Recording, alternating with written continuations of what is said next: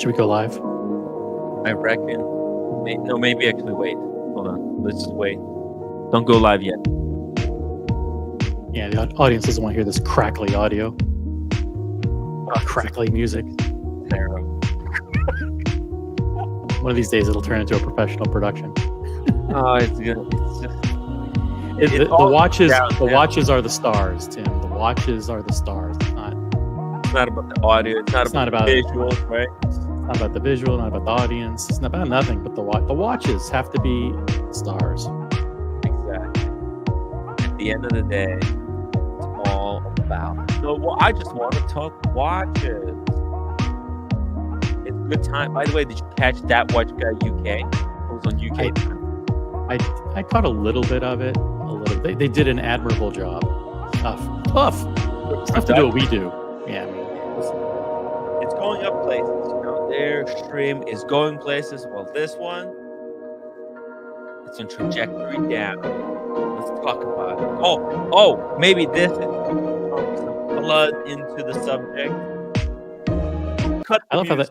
I love how they show like a 31-year-old guy wearing like $1 million watch. It's like, did these advertisers always have to put like some very young guy in their advertising?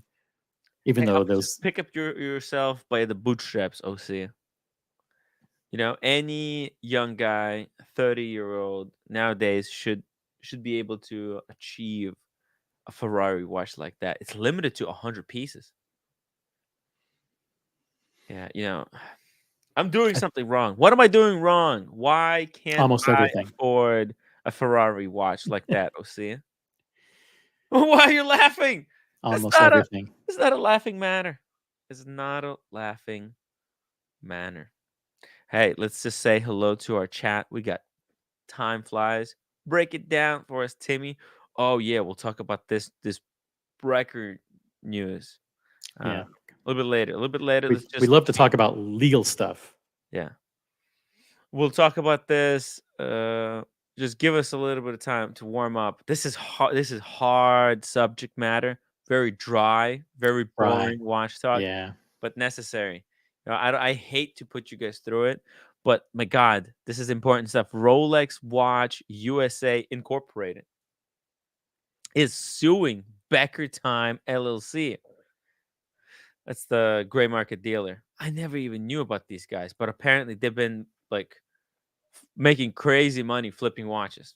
So yes, yeah, it's interesting lawsuit. So I think the audience will like it. Yeah. By the way, look who's in the chat. Shout out. Oh, who's in the chat?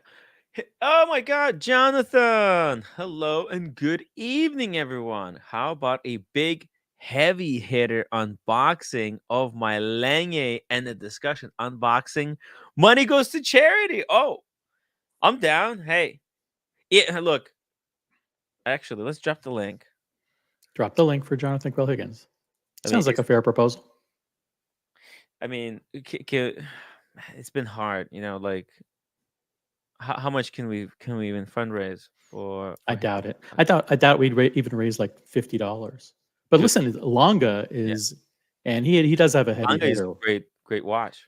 If there's any place to unbox the what kind of watches that Higgin gets, it's here on this show where there are lots of actual watch collectors and mega enthusiasts, not like trolls and clowns. Yeah, you know. Yeah. It must be very frustrating for him to be, you know, like to go on and unbox something, and then there's all these toxic drama queens in the chat who don't even know anything about watches. You know, he should be here unboxing it here. It's not knowing anything about watches. That's just kills me. I'm trying to figure out if I could do a live stream that actually automatically sends money to charity. I think I had to have set it up before the live stream. Like, whoa, holy moly. What happened? I'm still in the back setting. Speedy horrendous. Ad fundraiser. Oh, here we go. Okay, Speedy donated super chat. Okay. $50 super chat from Speedy Horrendous for Higgy Baby's unboxing.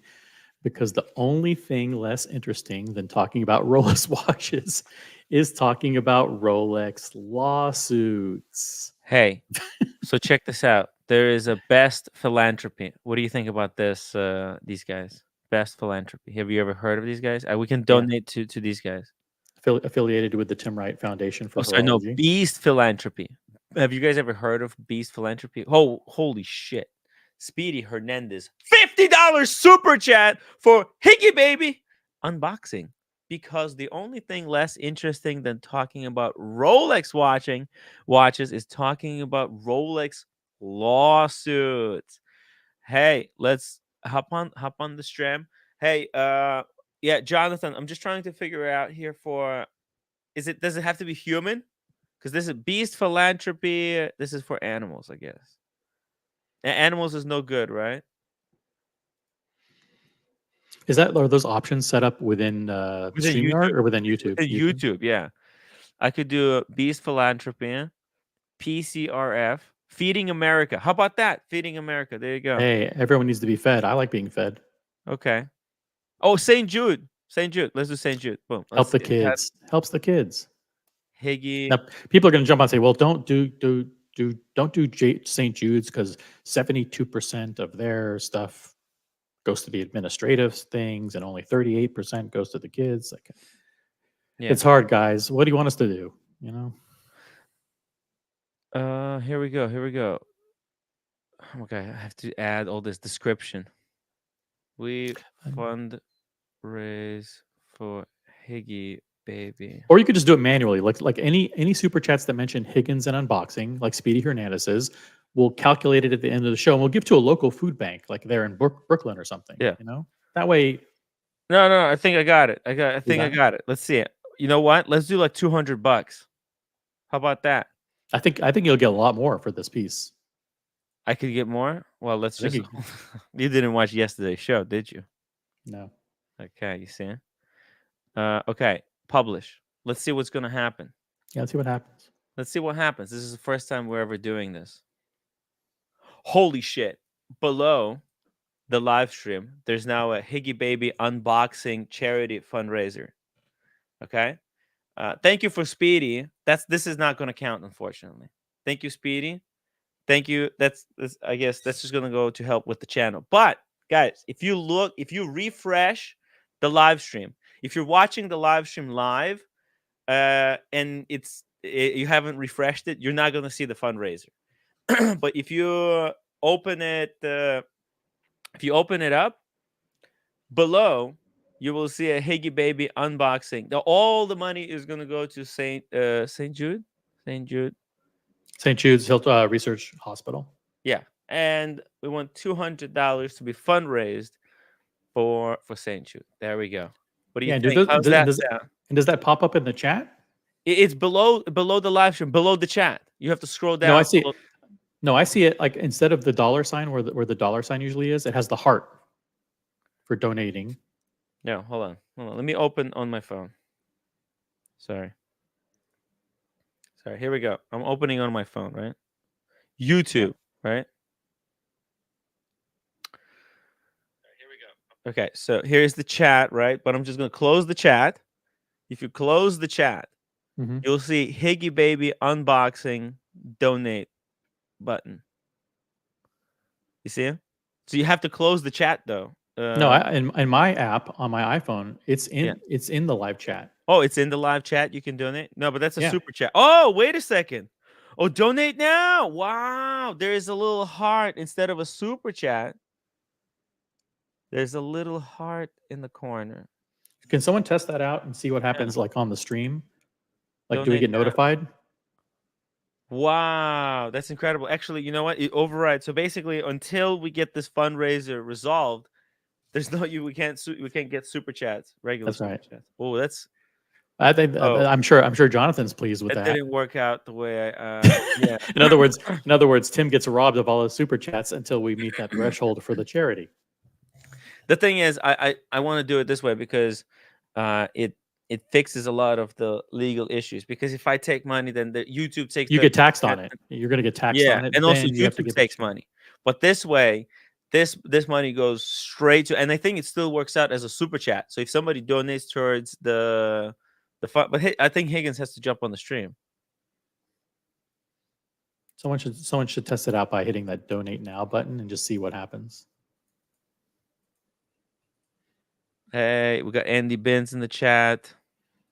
Gotta love Feeding America.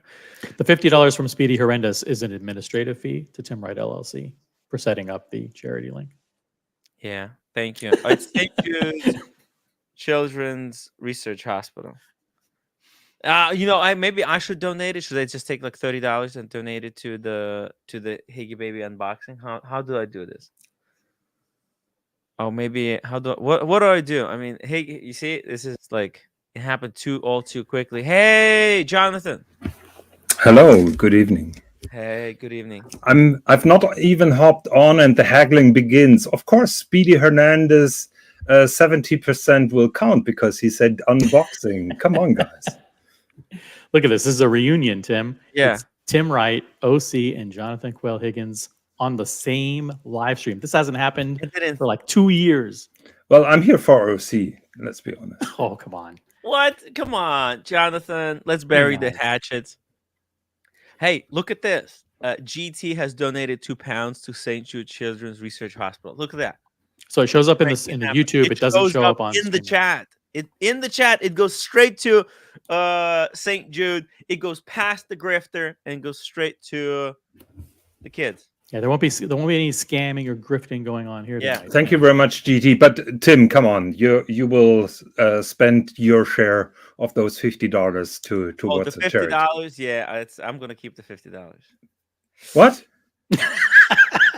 Okay, then you have a good evening. It was a nice try. I mean, no, we want to see the unbox. The unboxing is going to be epic. So, Tim, say yes or I'm leaving. It's that easy. Yeah, of course. I'll spend. Okay. How much is it from $50? Just do a calculation. Tell me how much. Well, it's $35 or something like that. $35. Okay, yeah. I'll donate $35. Here we go. Okay. You know what? There's an option. Okay, 35. Show when they live. He's going to do it live on the show. It's like super chatting to myself. Here we go. Watch this. What is it going to say? Is it going to dox me or is it going to say Tim Wright? Yeah, very good. I can see it. Thank you very much, Tim. Look at that. Look at that. Tim Wright donated $35. Guys, we need to get to what number? 200. $200, guys. Yeah. It's a reunion, Jonathan. Tell us about Higgins. the watch. What's with the tension? Higgins, relax. It's all cool. I'm cool. Okay, you're cool? Where's my attention? You're cool? Okay. Yeah. So where have you been? What have you been up to? Well, the usual stuff, talking about watches, getting abused, nothing new. So Getting abused. Well, who's abusing you now? Hey, who's abusing you now? Remember, you didn't like the bear. Well, the bear is gone. What's the problem now? Well, the bear apologized. Oh, he said he told you unforgivable things. Come on, man. There's no. I told him that, yes, but Bear's Tim, apology is not worth jack shit. Look what he did, with Diego and everything. Let's not go into that topic because you, my friend Tim, you have dirt on your hands, so you shouldn't touch that topic with Bear, I would say. I mean, look, I'm just saying. He said, "What did I do? I just said that joke to the bear that I was gonna give him They were never gonna sell me that watch, anyways. Come on." By the way, we have a special restricted panel tonight. Only people that Higgins approves will be allowed on the panel. So people like Rolex, Swiss, Diego, anybody that Higgins likes. I don't know. I have that full list, but well, the list is short. Let's be honest. JJ can jump on. Yeah, JJ would be great. Yeah. Drop the link for JJ. He could see one of the coolest watches out there. So, how long have you been chasing this piece? 18 months. That's a long time. Yeah, very long time. And I give Tim credit. So my love for this particular watch was longer, but I saw the watch the first time on a show that was hosted by Tim. He was totally drunk, just like always. But we saw this particular watch on the wrist of one of the guests, and I couldn't believe it. And so that was the ground making of this project. Yeah, it's incredible. Now, you've always been a fan of Longa. How many Longas have you owned over the years? I'm now on my fourth. And what did you start off with? What was the first Longa that you bought? I started with a Langematic 3-hander, 37 millimeter, ultra slim, but that got sold during the process. I still love the watch, but I realized that I will never wear it again because I have so many superior watches than that. Maybe you can pull it up, the Langematic 37 millimeters, white gold black dial. Langematic 37 millimeter, white gold black dial. Pull it up, Timmy. Pull it up. Langematic. Guys, we're doing a fundraiser tonight for charity. Any super chat, when you click on the super chat button, it's going to send a donation to the St. Jude's Children's Research Hospital. Please donate. We need to get to at least, it's a very modest $200 to support the Higgins unboxing, guys. Yeah. You said Langematic what? 37 millimeters, white gold black dial. Langematic. Langematic. Yeah, there you go. No, wait, not with the date, without date. Oh, without a date. With the big 12? Entry level. That's very interesting. Beautiful watch, amazing movement. Wow. Yeah, I remember this one. This was a very short run, right? How long? Oh, I think they made it for quite some time. It was not really popular because the 12 is really Marmite. Yeah. Sex-o-mat. What does that mean? Yeah, that is something that nobody knows, with the exception of the Lange guys. It's not Sax-o-mat. It is Sax-zero-mat. Oh. Because it's made in Saxonia. It's an automatic, and the 0 stands for zero reset. If you pull the crown, the small second jumps back to 0. So it's not an O, it's a 0. Very interesting. Christopher Negroni 5167 could have been yours, Timmy. He snitched on you. It is what it is, man. You know, watches come, watches go. Maybe I shouldn't be wearing that watch. Have you ever thought of that? I'm not the greatest role model for that watch. Is he referring to the Aquanaut? Is that still the old story? Maybe you put that story correct now. I've seen that OC did that a couple of times. The only intervention that I made with your AD was making sure that he knows that the Meteorite Pepsi will go to Per Clooney and what he said about Germans. It was never about you. I even said, he asked me, is Tim a flipper? And I said no. So it had never something to do with you. By the way, have you contacted him ever since to tell him that you since apologized to Bear and the Bear is cool? No. Why not? Why would I? Because you said I was gonna sell it to the Bear, and you said I didn't say you're gonna sell it. You wanted to try to get it for him. No, but do you really want to discuss those old chestnuts? No, do you want to piss me off? People who hung up on, look, we have to, bury certain stuff from the past, right? Reconcile some things. Tim wants to bury the hatchet in himself. Just look, self-inflicted. Because people gonna bring it up. Higgins. So I'm fine. I have a pretty clean conscience. Back then, my goal was that Bear would not get the watch. Bear said unforgivable things to me. I will repeat that. But you forgive him. I forgave him, but I said that those things that he said are unforgivable. So we decided to move on. That's the deal. Hey, and shout out to Andy Benz, who just donated £5 to St. Jude's Children's Research Hospital. Thank you very much. Thank you, Andy Benz. Guys, we need to get to 200. Every single super chat that comes in, for this unboxing. Oh, we are between pissing now off and the already. level. Gets We're to pissing off goes already, directly to viewers. St. Jude Children's Research Hospital. What happened? I think we're doing fantastic, right? The show's good so far.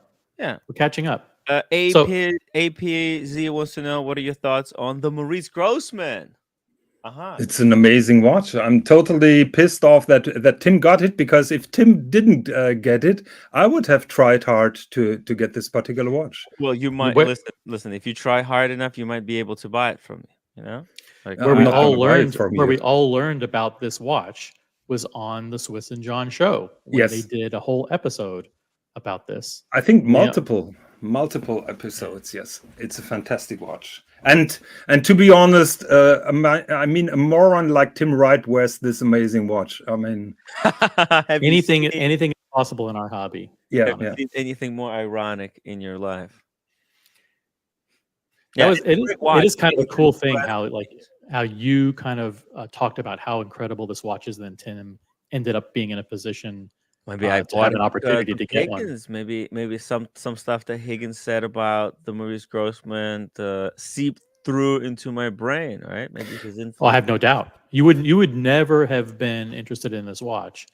I think in the English language you have a similar term, just like in German. In German we say you're feeding pearls to the pigs. Feeding pearls to the pig. Yeah, so that is the Maurice Grossman for you. Beautiful. Maurice Grossman is the most beautiful watch. You were saying you wouldn't buy a watch that has gross in the name. It was a joke. Well, Higgins, you need to know how to take jokes, you know? Yeah. Sarcasm. Yeah. No, but sarcasm. I'm German. Yeah. German. You guys don't understand sarcasm, and that's why you have you so guys, many difficulties. all you guys. Yeah, all of you guys. Difficulty interpreting. Chris Negoroni says, I get it now. Tim bought it this watch to spite his enemy. It makes sense now.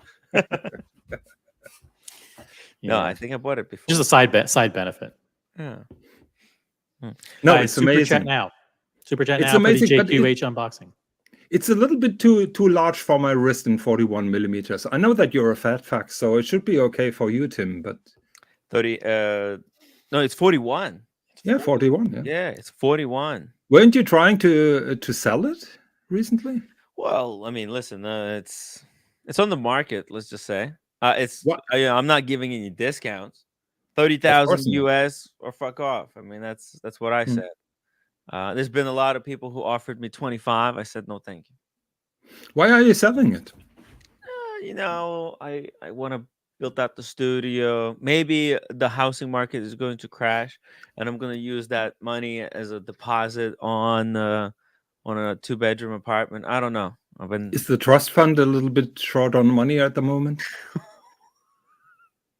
Did you hear that on the Docs report? Yeah, there's no trust fund. I don't know where you guys got that idea or that impression, but yeah, go talk to my mom. Yeah, he'll set up a call, Zoom call.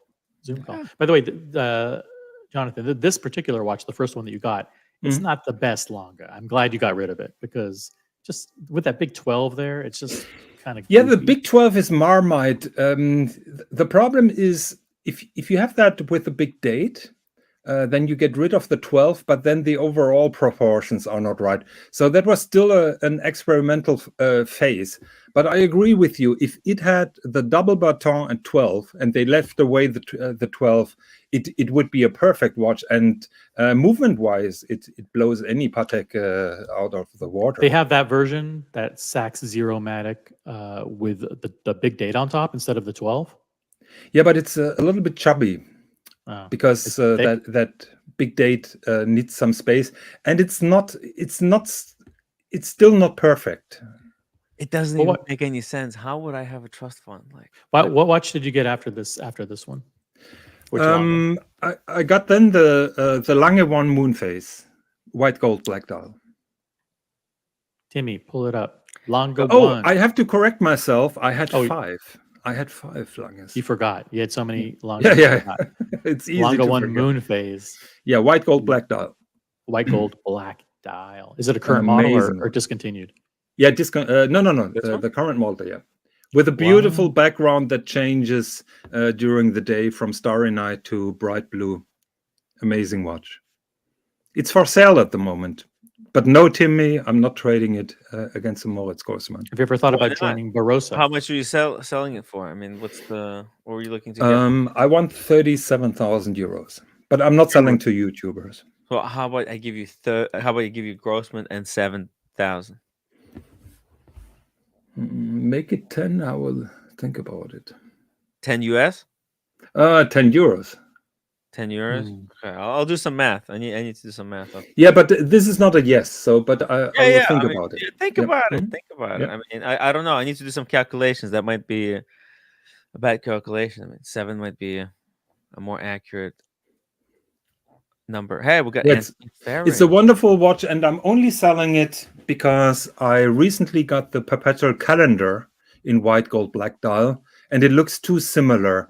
And if you give me the choice of wearing the Lange 1 or the perpetual calendar, I will always go with a perpetual calendar. And that is the only reason why I'm selling this. Wow. Ed in the chat says, do the trade. Like, listen, you have to do the currency exchange rates and all that. So you can't just make decisions willy-nilly. Whoa. Right? You've been blocked from donating? Those are the little tricks that Tim is playing. No, sorry, guys. No. If anybody's having trouble donating, just let us know in the chat, and you could super chat or I guess you can't.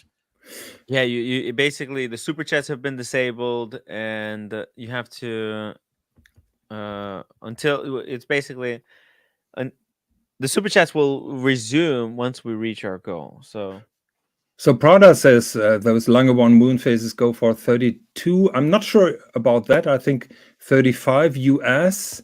But those are US watches, and mine is a German watch, and people in Germany are very cautious of getting a German watch because of all the VAT problematic. So I'm hoping to get a little bit more than the American price. But what if you do, like your Maurice Grossman, was it bought in the US? Yeah. Difficult. Yeah, but maybe we could meet in Geneva at Watches and Wonders, and he can hand deliver it, and then smuggling it over the border and not getting caught. Hey, we smuggling, carrying, it's all good. Hey, we learned from the wizard. The wizard did it. He said there's no problems.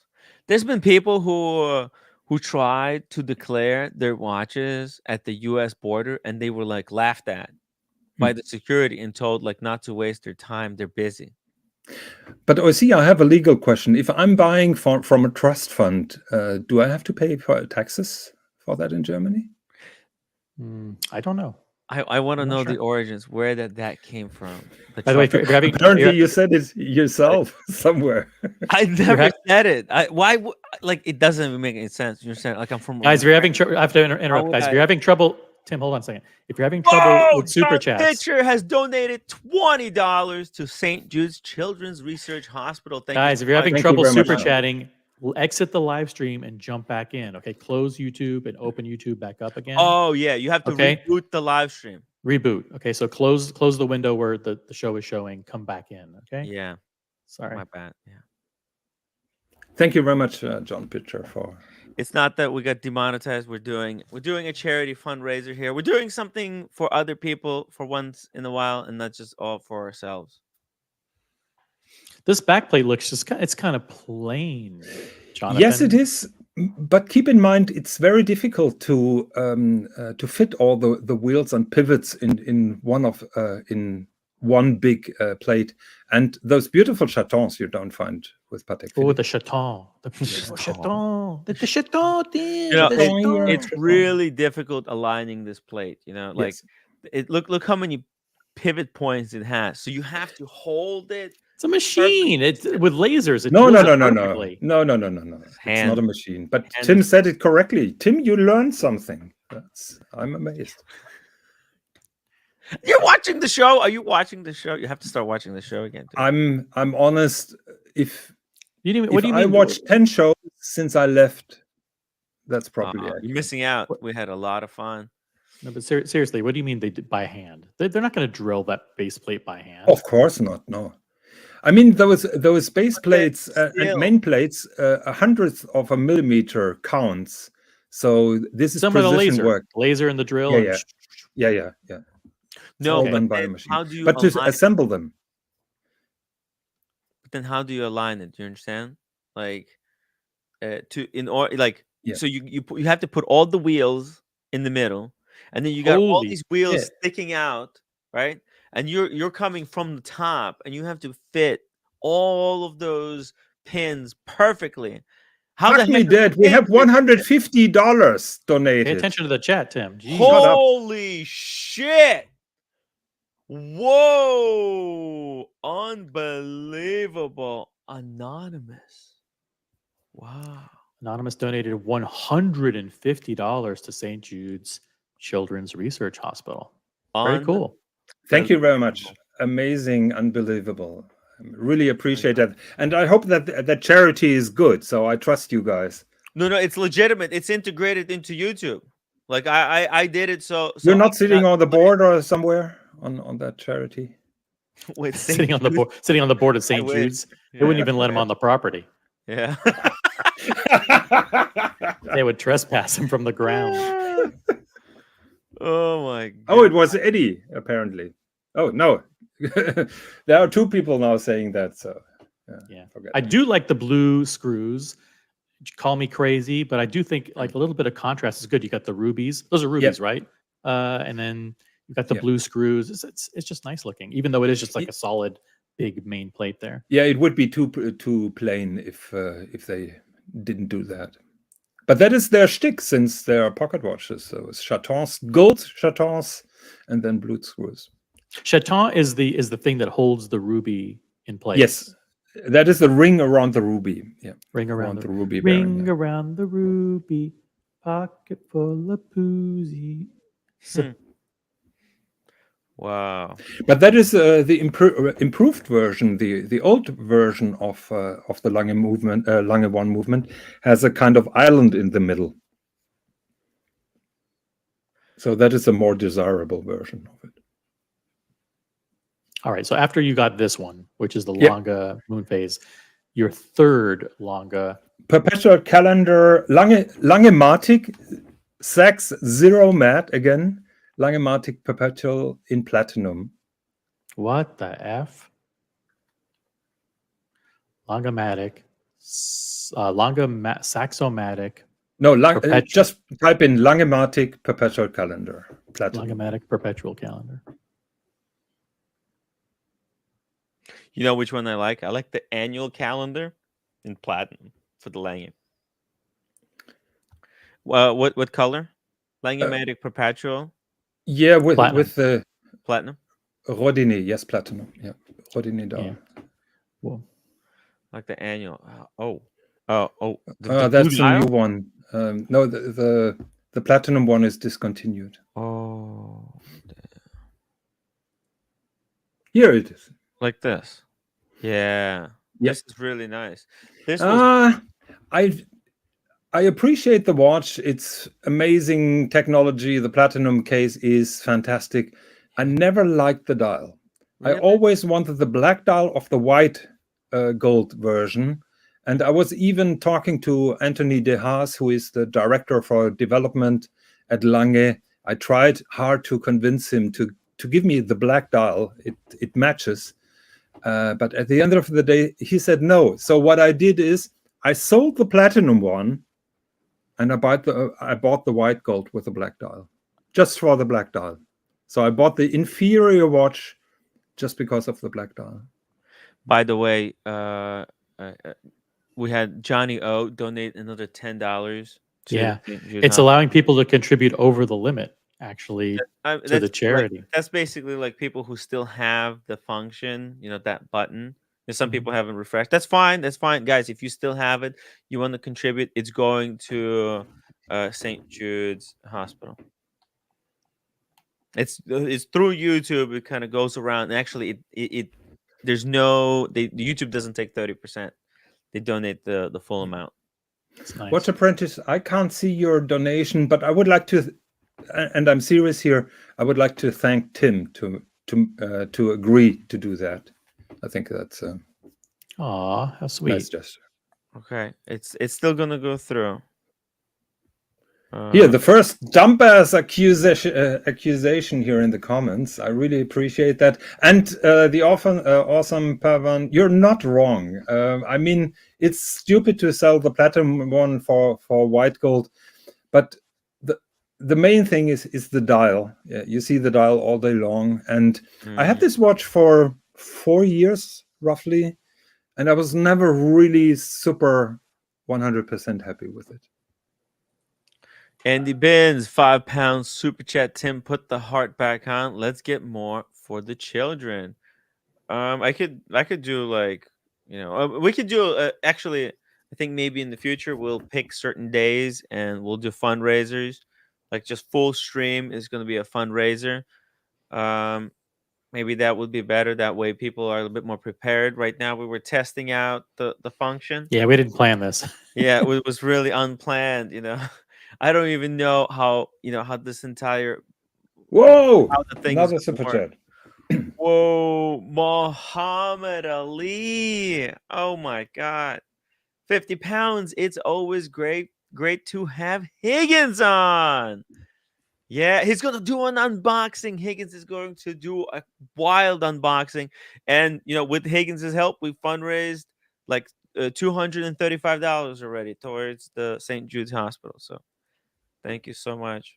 Thank you very much, Muhammad Ali. He's a great supporter of all channels and amazing guy to meet in person. He's like probably the only reason that I'm still like I'm pushing so hard to keeping that Watch Guy London kind of UK show going, because there's this audience, there's that audience. We have to keep doing the show for them. What does it say about the industry, Jonathan, that you could have a guy like Muhammad Ali, a true collector, an enthusiast who's been waiting over 2 years to get Rolex Pepsi? That's just criminal, isn't it? It's not criminal. I think it's shameful towards his AD, because they know exactly what he's buying and how enthusiastic he is for that watch, and it really infuriates me when I'm hearing that, because I know how much he wants it. But Muhammad Ali is young, so his 50th birthday is coming up, and I still have hope that his AD will surprise him on that occasion. Yeah. So Watch Apprentice said the money is out of the bank, so he hopes that it gets there. Thank you very much, Watch Apprentice. Very much appreciated. I'll tell you, the blank space in front of the first digit of the date still bothers me. I don't know. I know. I mean, you're like a broken record. I know, but just in this picture particularly, it just looks so odd. But what should they do? Make a zero? What is the alternative? Have a zero. That is an American point of view. If you do that in Germany, you're getting lynched.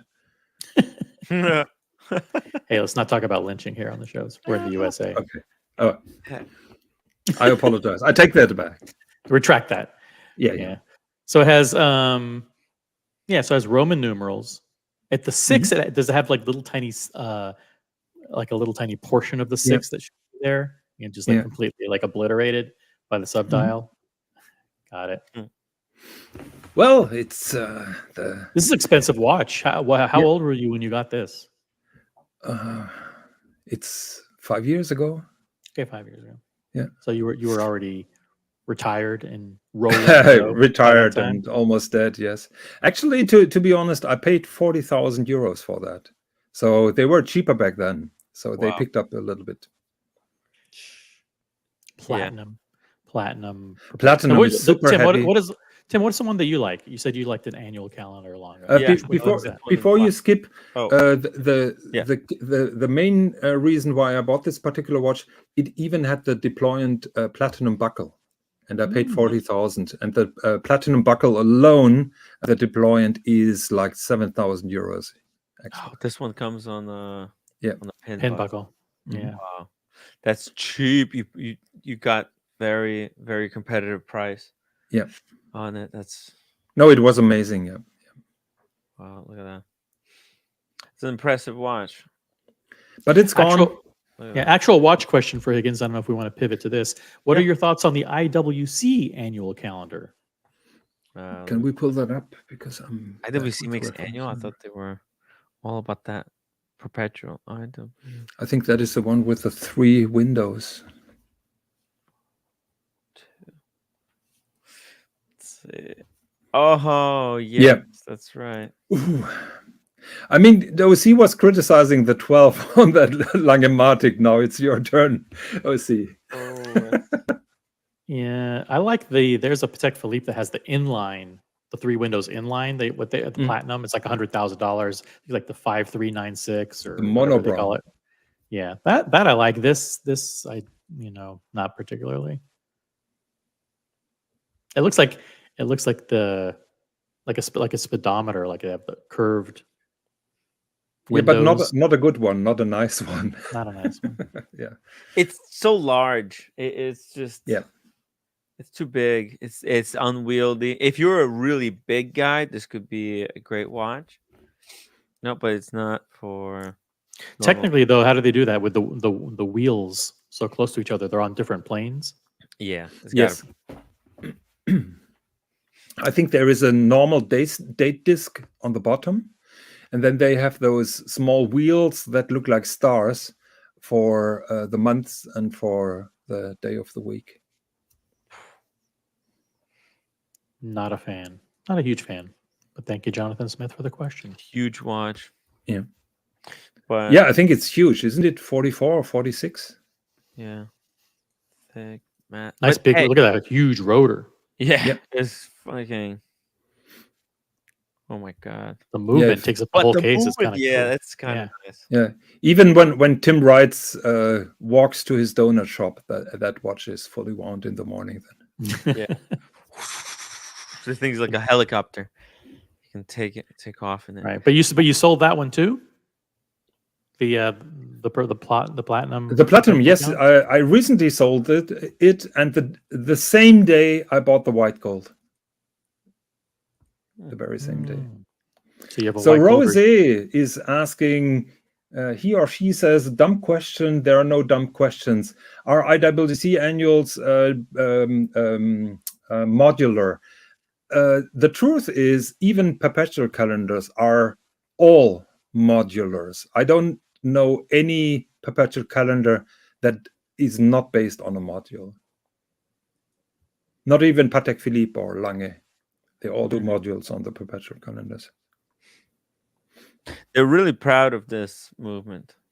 They really. Yeah, but that is 46 millimeters. It's huge. Yeah. It's unwieldy. Look, this is for Arnold Schwarzenegger, those type of people, you know, big, buckly, burly, burlesque men.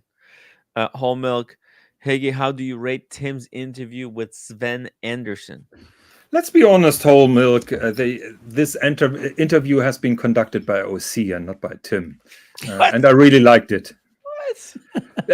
I mean, Tim, let's be honest. Your shtick is when you're interviewing people from the industry, it's ooh, oh, ah, and that's it. So OC provides the content. Hey, that's why I surround myself with people who do my job better than me.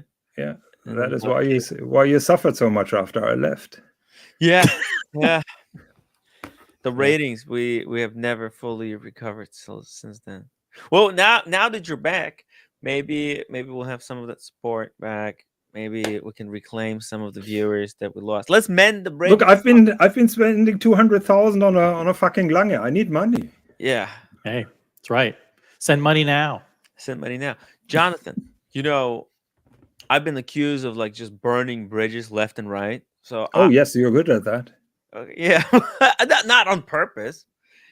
So here we are. It just comes second nature. It's just somehow look. That was fucked up thing. You know, you know it was dirty. You done me dirty, man. You know that, right? Like, I did. But hey, it's. I mean, who did who dirty, and who accused me of contacting donors, asking not to support them? I still have I have the message that I sent to donors, by the way, who contacted me. Yeah. One of the key sentences was, "I'm gone, but please continue to support Tim Wright." That was in every message that I sent to your donors. Dude, come on, that's. Higgins, don't you understand? That's worse than if you just said stop supporting, because if you said okay, next time I say stop. Okay, can I write here in the comments stop supporting Tim Wright? If you just Is said, that okay for you? if you said stop supporting, it would be less damaging than. A lot of people respond to reverse psychology. Yeah, it's tough. Yeah, if you say stop supporting Tim, then people will continue to support Tim. Usually, when I say something, I'm serious. You should know that. I know, that's why. And usually, when I say something, I'm sarcastic, and that's why we have. No, you're dumb. Yeah, and that's why we have conflict. There's a lot of misunderstandings. And I mean, you pissed Swiss off. Why? That says a lot. He's the nicest guy. I don't even know what I did. Nicest guy on the planet. I can tell you. Should I tell you live on air? Tell me. I want to know. Do you really want to know? Yes. Do you want to hear it live on air? I want to hear it. Yeah. We had a background conversation. Yeah. When the insults from Bear Clooney were really heavy. Yeah. And you said you will never drop Bear Clooney because he's so important. You will change Bear Clooney against any of us two in a moment. That is what you said, Tim Wright. I said that. No way. No way. You said that. And we have a witness. I think Mr. GMT or somebody else was witnessing that conversation. Come on, man. Yeah. That's exactly it. Tim Wright. The fog is clearing. Look, I think that's translation. I think I said. Yeah. Your English is a little bit flawed. No. You see, I think this is how it was interpreted. But there's no way. How would I even say it? You said what that. Were my words? What were my exact words? Your words were I will take Bear Clooney over any one of you two. That is what you said. Come on, does that sound like me? Yes. No, it doesn't. Come on. OC. I'm gonna stay out of this one. By the way, Tim, what was the one longer annual calendar that you liked? Oh, pull it up. And Higgins will give his assessment on if this is the problem with a modern annual calendar is that it's manual. The old one was automatic. What's wrong with manual? It's thinner that way, right? Yes, but the old movement was nicer because it has the Zach Zero mat again. Oh, look at this. Which one? You like this? Roommate, say hi to Higgins. Hey, roommate. I will ask about your glasses tomorrow. Oh, he's gonna find out about the glasses. Which color do you want, roommate? Which color? Black. Black with silver or with gold? Black silver or black gold? Gold, right? Gold. Yeah. Okay. Yeah. Oh, you have a contact at a German eyeglass wear company? Yeah, Tim is a cheap ass, and he's trying to get the best deal. So he thought a German pair of glasses will be cheaper in Germany than in the US. That's what I thought. That's not going to happen. But I don't know. If you don't ask, you will not know. Yeah. So that's why I was asking. Casey Jones, Brooklyn, $5 super chat. Higgy, with Rolex prices tanking, will nice watches become popular again? Ooh, great question. Depends on what you mean with nice watches, because usually I don't consider Rolex watches to be nice watches. Ooh, damn. I think it's a fantastic. I mean, we are moaning that the prices are down, but those are buying opportunities for many cool pieces that you couldn't afford a year ago. So I don't know where the problem is. I'm really starting to like Higgins. He's good. He's good. He's great at watch talk. Yeah, he's great at watch talk. All right. So after the third watch, what was the fourth one that you got? The fourth one was the perpetual calendar in white gold with black dial. Okay, so it's the same as the one that you had, but you traded the platinum for the white gold with the black dial. If I said that, Higgins and Swiss, if Swiss is watching, I'm sorry. If I said that, I was wrong. I honestly, I had no choice. I had no choice to choose Bear over you guys. It wasn't in my power at that time. Now I have full control of my channel. I can do whatever the fuck I want. But Well, back 30% then, control. yeah. Well, but after I asked OC obviously for permission, I have full control. Back then, I couldn't. Right? I was with Archie, and he's a fucking. So you admit that you said it now. I may have said that. But it's because I had no power. I had to choose Bear over you guys because I was on Archie's show. And how could I choose you here? Because my show was always second. You understand? It was the power dynamic was completely different. I had no power. Do you understand? Look, it's a lame excuse to say. And I'm sorry. I'm sorry. I fucked you in the ass just because somebody else. Hey. Oh, sorry. I had no choice. Well, it was virtually that. I may if I did that, and it was a fucked up thing to do, and my back was against the wall. I had no choice. And look, there were eventually. I told them to go fuck themselves, Well, and then the defaming started after I left, so that was not a nice thing as well. The lies that I threatened to destroy your channel and Archie's channel and all the crap. Well, you kind of yeah. Well, look, let's just work here. Why do you have to bring that up right after he offered an apology? We have to go through yeah. I didn't hear you accept any apologies, and he apologized 3 times. Yeah, he apologized. Yes, but so you defend me a little bit. I defame you, right? You said that is OC's. You took shit, man. On the docs report, people clipped some stuff about me, dude. Yeah. No, it's like, look, water under the bridge. Who really cares? It's no. It's not it's not up to you to say water under the bridge. That is up to the persons that you really treated like shit. That is up to them. I had no choice. How could I? Well, just tell me. How could I? I had no choice. Doesn't make it better. You fucked it up. Yeah, but you asked for me something you knew I couldn't deliver. It was asking for. I asked you to treat us with respect. I know, but I do, and you didn't, and I did to my best ability. I tried. I think Tim, the more you try to explain it, the more stupid. Sometimes, no, Higgins. There's sometimes there's power. There's powers beyond me, right? Like OC. There's people, behind the scenes, who pull the levers, right? Who make all the decisions. I'm just here doing the show, but the real decisions happen behind the scenes, right? We all know that. Tim, if you do, very nice. If you don't stop, accusing me, I will send Mrs. Higgins. I'm not now accusing after you of anything. Okay. That's okay. it. I just want Mrs. Higgins is on standby for you. She's waiting.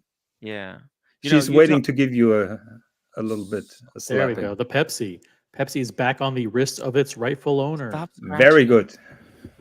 See, I give the roommate because I want her to be happy. I'm happy. You're happy? Thank you. People recognize it. Yeah. I'm trying to be better to other people now. Super chat from Speedy Horrendous. Speedy Hernandez, so glad Tim isn't Bear's bitch anymore.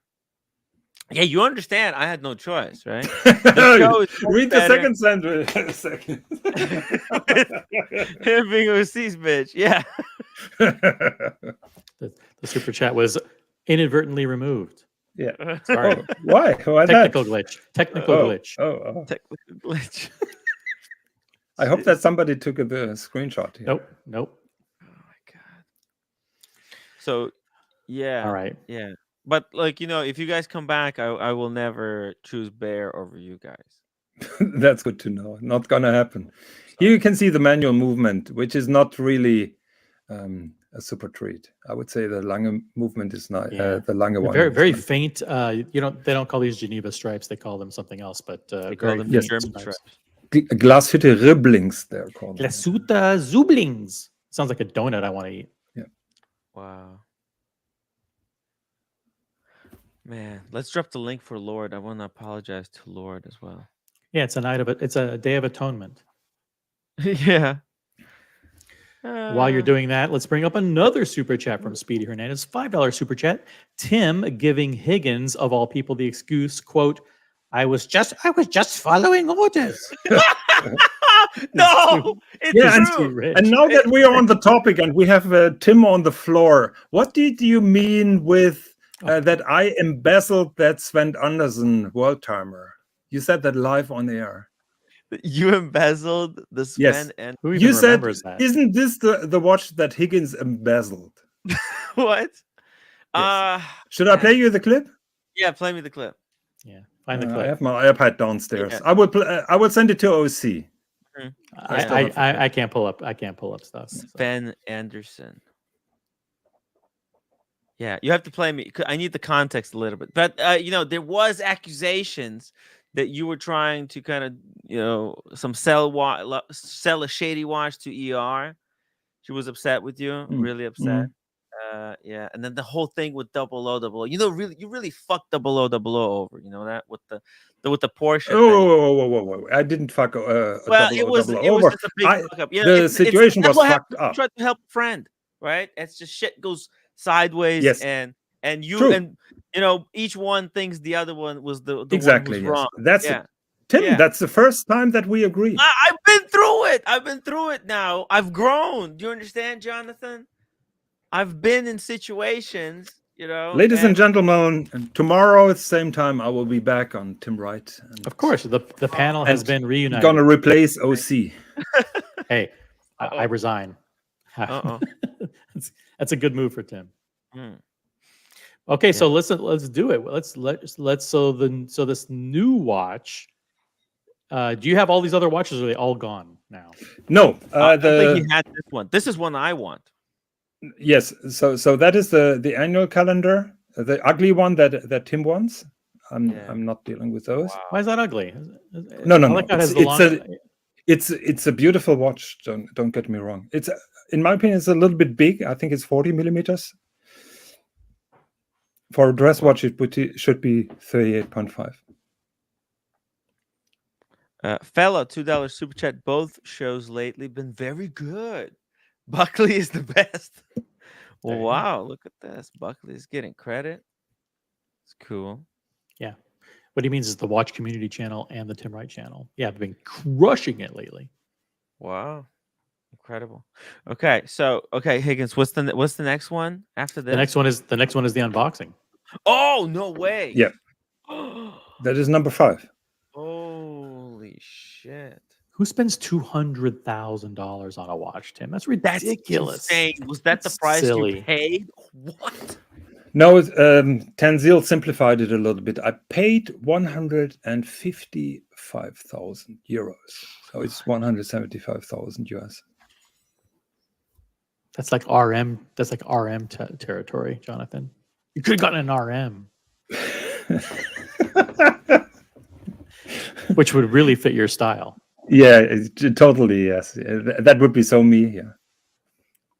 Guys, last chance for super chats to support the unboxing of this epic $175,000 something. Or support charity. If you have the heart icon, donate money there. So I can see on my end, I can see how much money was raised after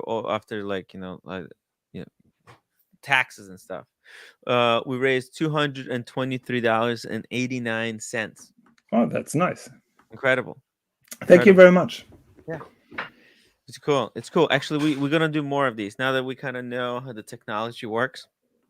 We could do some more kind of charity streams in the future. Lange makes most beautiful watches. Yeah, you're damn right. So all right. I'm not that in my mind. I think Lange has a certain design language, but in the very high end, there are some super elegant Patek Philippe watches, and Lange just repeats that one design language all over the board. And sometimes I find some high end Pateks more beautiful. I like they're still innovating though. They're releasing new models, right? They brought out Odysseus, right? They're bringing out new stuff. So I want to see what Lange what Lange makes? Like, what's the next? I think they have a long-term plan to go more into complications right now. And this year is 30 years of Lange, so you can expect some amazing pieces coming up. Wow, dang. Can I ask you a question? How is like? Do you have any issues like wearing a $175,000 watch out in public? Because like there's watch crime like in London, Barcelona, some places. Pull up the video, Kimmy, of what happened. What happened yesterday in one of the suburbs of New York when someone who decided to try to sell his Rolex on Facebook Marketplace. What happened? Actually, I got an email from a concerned viewer, actually, regarding this. Actually, let me see. Can I pull up the email? I want to read it to you because it's I'll read it. The meetup to sell his Rolex watch seemed to go like all of Steve Morrow's other sales arranged through Facebook Marketplace until suddenly things took a turn. The Massapequa man had arranged to meet a buyer on Friday morning near his home to sell his Rolex for $8,000. Morrow told News 4 that he used the social media platform many times to sell less expensive items. Quote, I listed the thing, I got an immediate response, and the guy negotiated, which they never do if they're scammers. He negotiated. I thought I had a real deal here. He said the man whose name was listed as John, Jhon, asked a lot of questions and planned to meet Morrow at his home around 11 a.m. The in-person interaction raised no red flags. That is until the man was ready to pay and invited Morrow into his car. He's like, hey, hop in the passenger seat. He said it so nonchalant. The Massapequa man tried the door, found it locked, and so he immediately rushed around the other side. I opened the door, then tried to close it. Meanwhile, the guy took off with the watch, put the car in reverse, and then threw me to the ground. After that, the guy jumped on the roof, the hood of the car. Fuck! And, look at this. I mean, jumped on the hood of the car, and the car took off, and eventually threw him onto the ground. So Tim, we have now a conflict here because Buckley and Mohammed clearly spent that money to the charity. What are we going to do? Because Mohammed apparently didn't get the part where there is this charity. We'll fix it. We'll fix it in post production. Okay. Yeah. Good. Thank you very much, Muhammad Ali. Whoa. He says if 100 pounds from Muhammad Ali, if Jonathan can spend over 175,000 on this watch, I can spare this for the fundraiser. Great show, everyone. Thank you, Muhammad. Okay, I'll go. Yeah, I'll go back. Okay, we'll get this down. I'll write it down. Okay, I trust you on that.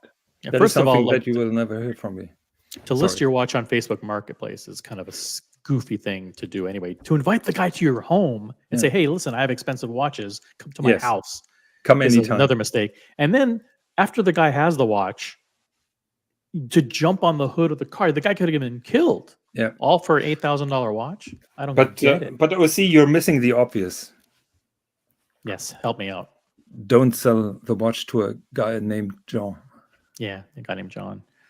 John. I thought John, whatever it is. Is that too basic of a name? Don't believe that someone named John would be buying a watch. But in all seriousness, that is always a problem, and that is why I like Chrono 24. Sorry for the plug, because I have a pretty good reputation. So even if I'm selling a watch to Tim Wright, let's think about that. And Tim then accuses me of sending him an empty box. I think I have a good record of 10 or 15 sales that all went well. So Tim will have a hard time to accuse me of cheating him after so many other transactions went well with happy client.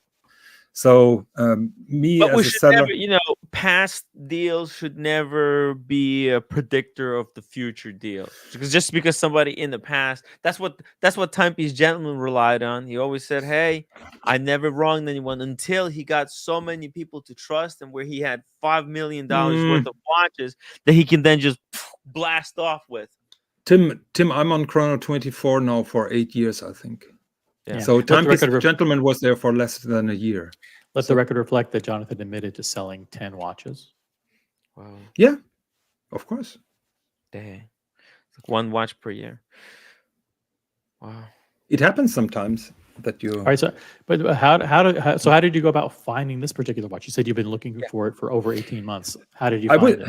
I was looking on Chrono 24. My good friend Russ told me there is this watch in brand new condition in Germany. You should look it up. I contacted the seller via Chrono 24, and we started talking. And the next day, I sat in my car, drove 3 hours down, and met him and tried the watch on. And it was legit. It was legit. I mean, in that conversation, and that is the craziest part. He told me that he has a collection of 175 brand new unworn watches, Langes, all limited edition, all special items. 175. That's the identity, right? That guy, right? Osea? No. You're thinking of somebody. You're thinking about our guy in Miami. Our guy. Then he told me that he already sold 85 of his collection on Chrono 24, so he's left with 170. No, you're thinking of a longer journey. Paul, I think in New York. Yeah, no, that's this not is him. a different guy. Oh, different guy. Okay. Yeah. Wow. So it's totally insane. And how did you arrive at the price? Yeah. There's not much negotiation. At the moment, he had the cheaper offer. There were 3 watches of that kind on Chrono 24. He had the cheapest one and the only one that was brand new and unworn. And do you show up with a briefcase and 175 grand cash, or of course not, because I'm as broke as Tim. I just bought that Anderson Genève world timer. I bought the Credo Aichi, and I bought the Micro Artist Studio Seiko. So you get an idea how my finances were. So I told him, I looked him in the eye. You know, I have beautiful eyes. How is he? Mm-hmm. And I looked him into the eyes and told him, look, I want the watch. I love the watch. But at the moment, I can't pay for it. I have to sell. Will you give me some time to sell a few watches? And exactly. Then, will you hold it for me? You can tell I'm a real collector. I really love the watch. Just give me a couple months or whatever. Yeah. Exactly. Yeah. So the agreed time was 6 months. Wow, that's very generous. Yeah, super generous. And he thought through everything. So, you know, Mrs. Higgins is very careful. And of course, she then asked, okay, this guy is 70 years old. What happens if he dies tomorrow? What happens with your money? And he was writing me a contract. And in his will and in the contract, it said all his watches will go back to his AD when he passes. And the AD will be then in charge of selling his collection, and there will be a note to his AD to hand me over this particular watch after I paid the rest. That's. Oh, I thought it was going to be that you get the watch if he dies. Then that would be try to poison the guy. Well, I don't think that he didn't want to give me that incentive. This guy is way too systematic. That is super nice guy, very modest. He's not wearing any of his watches. Calculated, you know, right? Like he is like perfect math. That is how we Germans are. We think of serious business. So it's a multi-million-dollar collection, obviously. Oh, yeah, definitely. I mean, you want a client like that as an AD, don't you? Yeah. Unbelievable. And this what watch does he is do?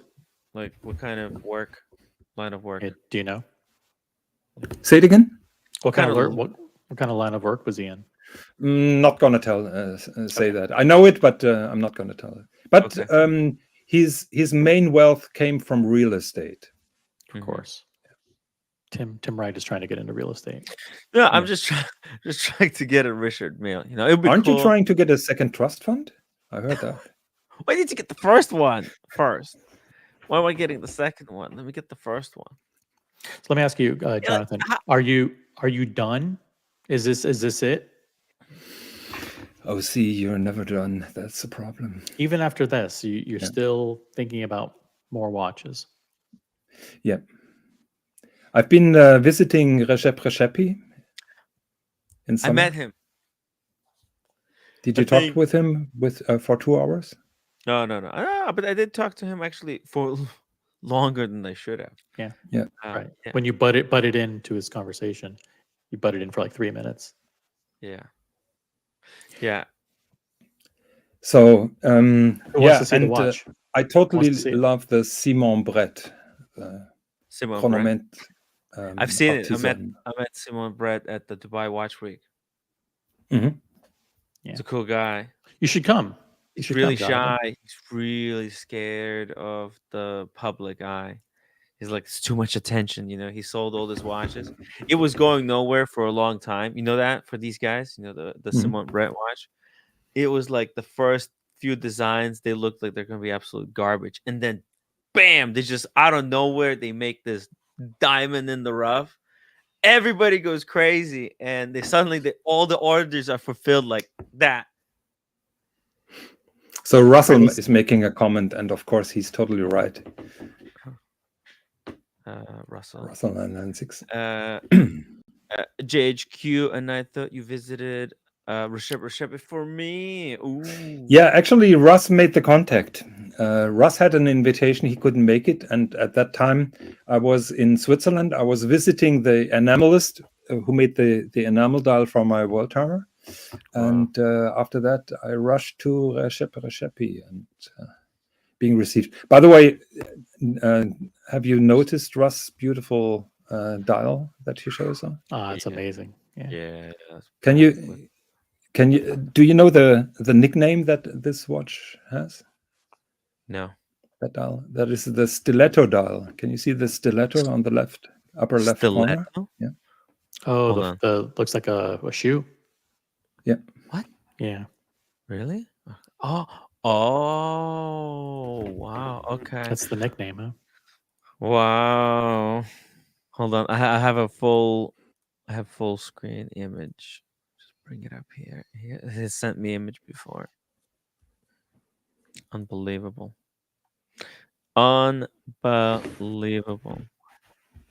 Where's Russell? In the UK? Yeah. Not gonna say that. Yeah, he's in UK. It's okay. It's all cool. He's cool.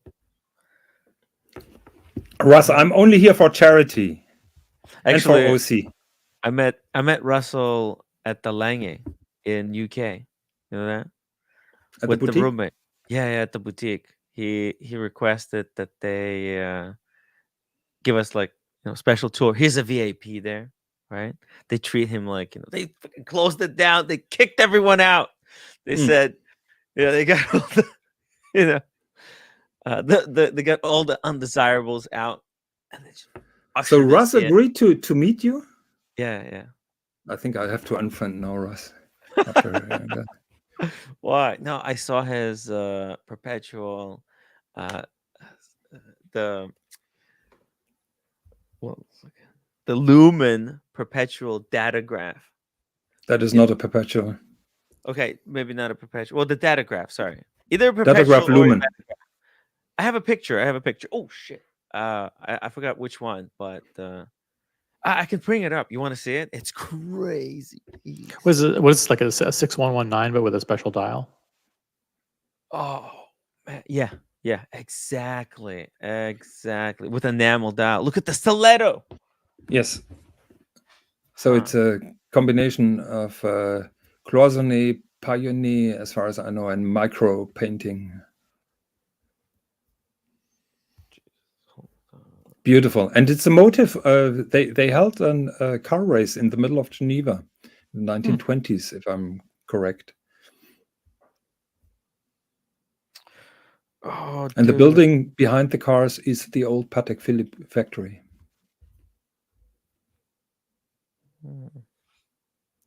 Very cool.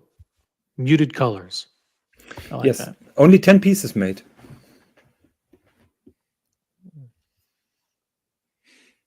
dang it. Wait, where is it? Can't find it. Man, it was really, really beautiful. Beautiful lumen. Shit. Oh, you guys have Oh, to he see says it. 1948 Formula One race. 1948. Mhm. It's like what like one of the first races ever. Jesus. Like when racing was invented. Holy fuck. It was so dangerous. Like if you get out of, if you hit the wall, you're dead, right? There's no safety back then, right? No, No, nothing. nothing. I mean, in 1962, at Le Mans, a Mercedes race car went Yeah. into the spectators and killed like 80 people. And that is the reason why Mercedes-Benz withdrew for a very long time. Michael W. from Hamburg. Hello, greetings from Hamburg. Wow. Unbelievable. Michael this. W is cool. Michael W. Yeah. It's a cool guy. Cool guy. I got another one. Oh, what did Andy Binns say? Andy Binns got timed out for some reason. Hey, check this out. Look at that. So nice. Wait, Jonathan, have you reshuffled your cars since last time you were in the show? I think so, yes. What's going on with your car collection right now? No, I don't have a car collection. Well, you had a couple of Porsches, right? You had No. I had one Porsche and I still have it. It's now 8 years old. Oh. Yeah. No, never had a car collection or a Porsche collection. No, that's not me. Okay. Well, you had a Porsche. I know that you Yes. definitely had a Porsche. I have a Porsche and I have an electric Mini Cooper SE. Okay, it's a little car collection. For the car, for the city. Yeah. Yeah. That's really sweet. Yeah. Let's see this Longa. Let's see it. Let's fucking Okay, do then it. I have to change my device because I have to go down and fire up my iPad. Okay. So I will be back in some minutes. Cool. All right. Cool. Okay. Get ready, guys. Talk to you later. Maybe you promote the charity again. Yeah, I don't know how to bring it up. After it reached $200, it kind of disappeared. Maybe he's punking us, and he's going to leave, and he won't come back with the watch. Those are dirty tricks that are played by Tim Wright. And we're like, hey, what happened? Tricks,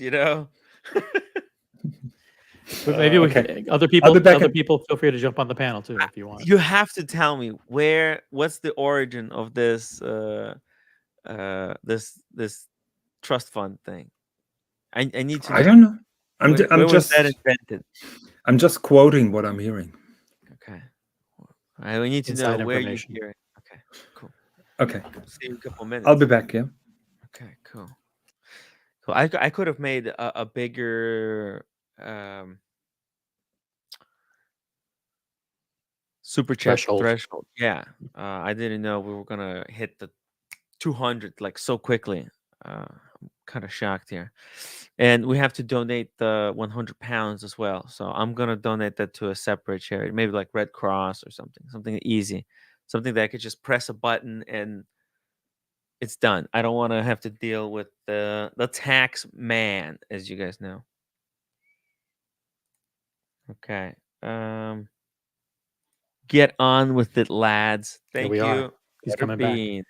He's coming back. It's happening. iPad cameras aren't the best cameras, but we'll see what happens.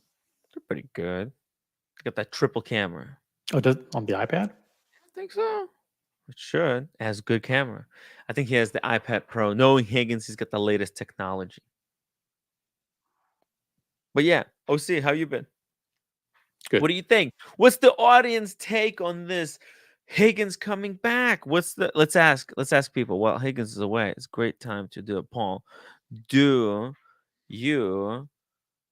you okay with Higgins? Are you okay with Higgins?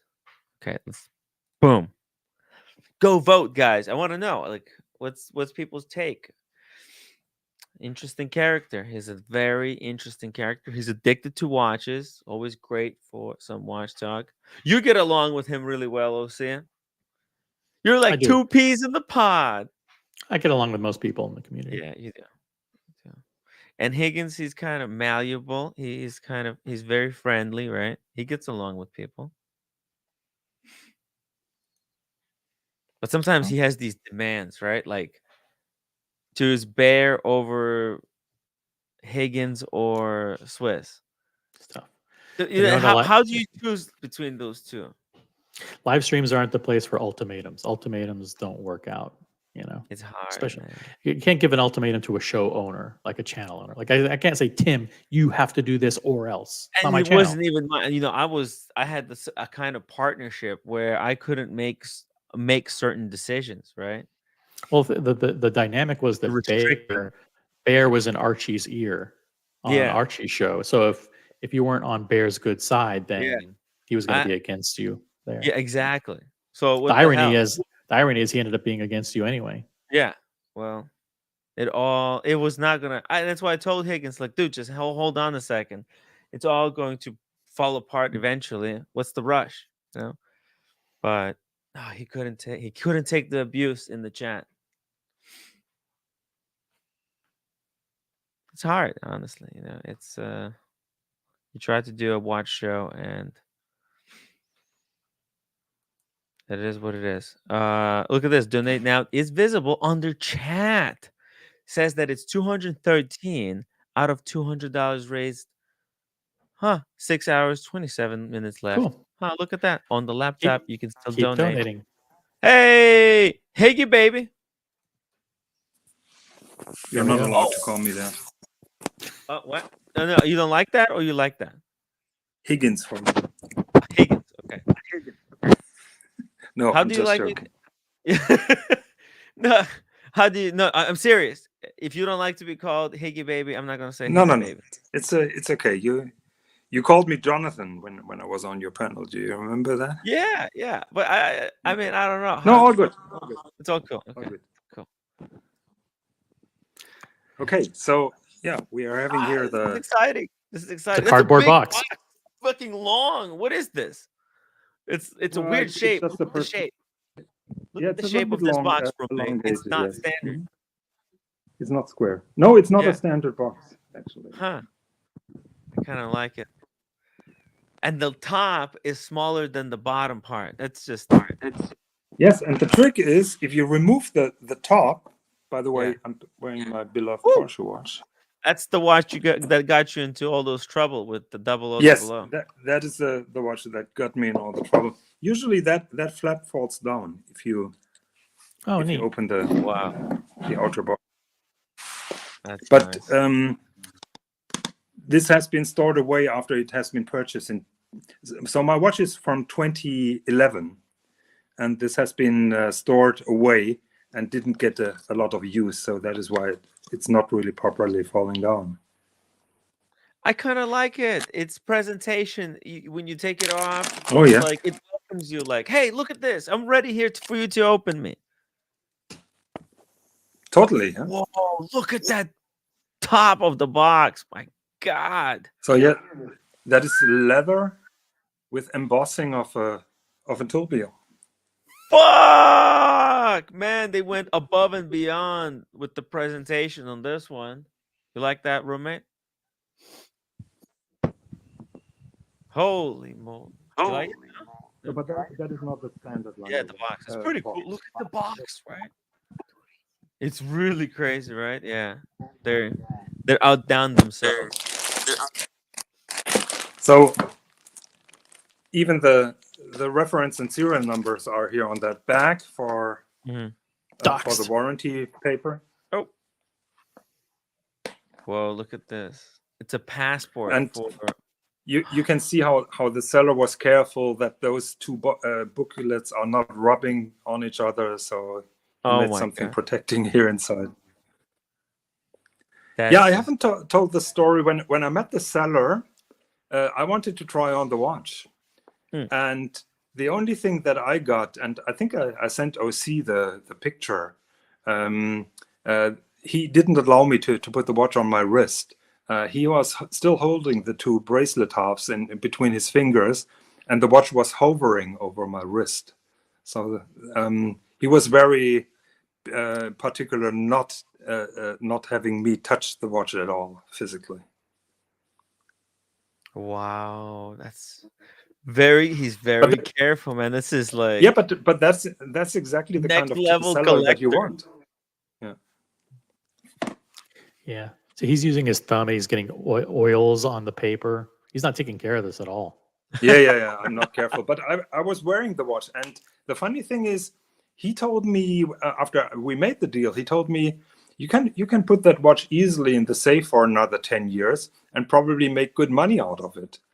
And I just looked him in the eye and I told him, no, I'm going to wear that watch. And he's having an Apple Watch on his wrist, and his jaw dropped when I told him that I'm going to wear his watch.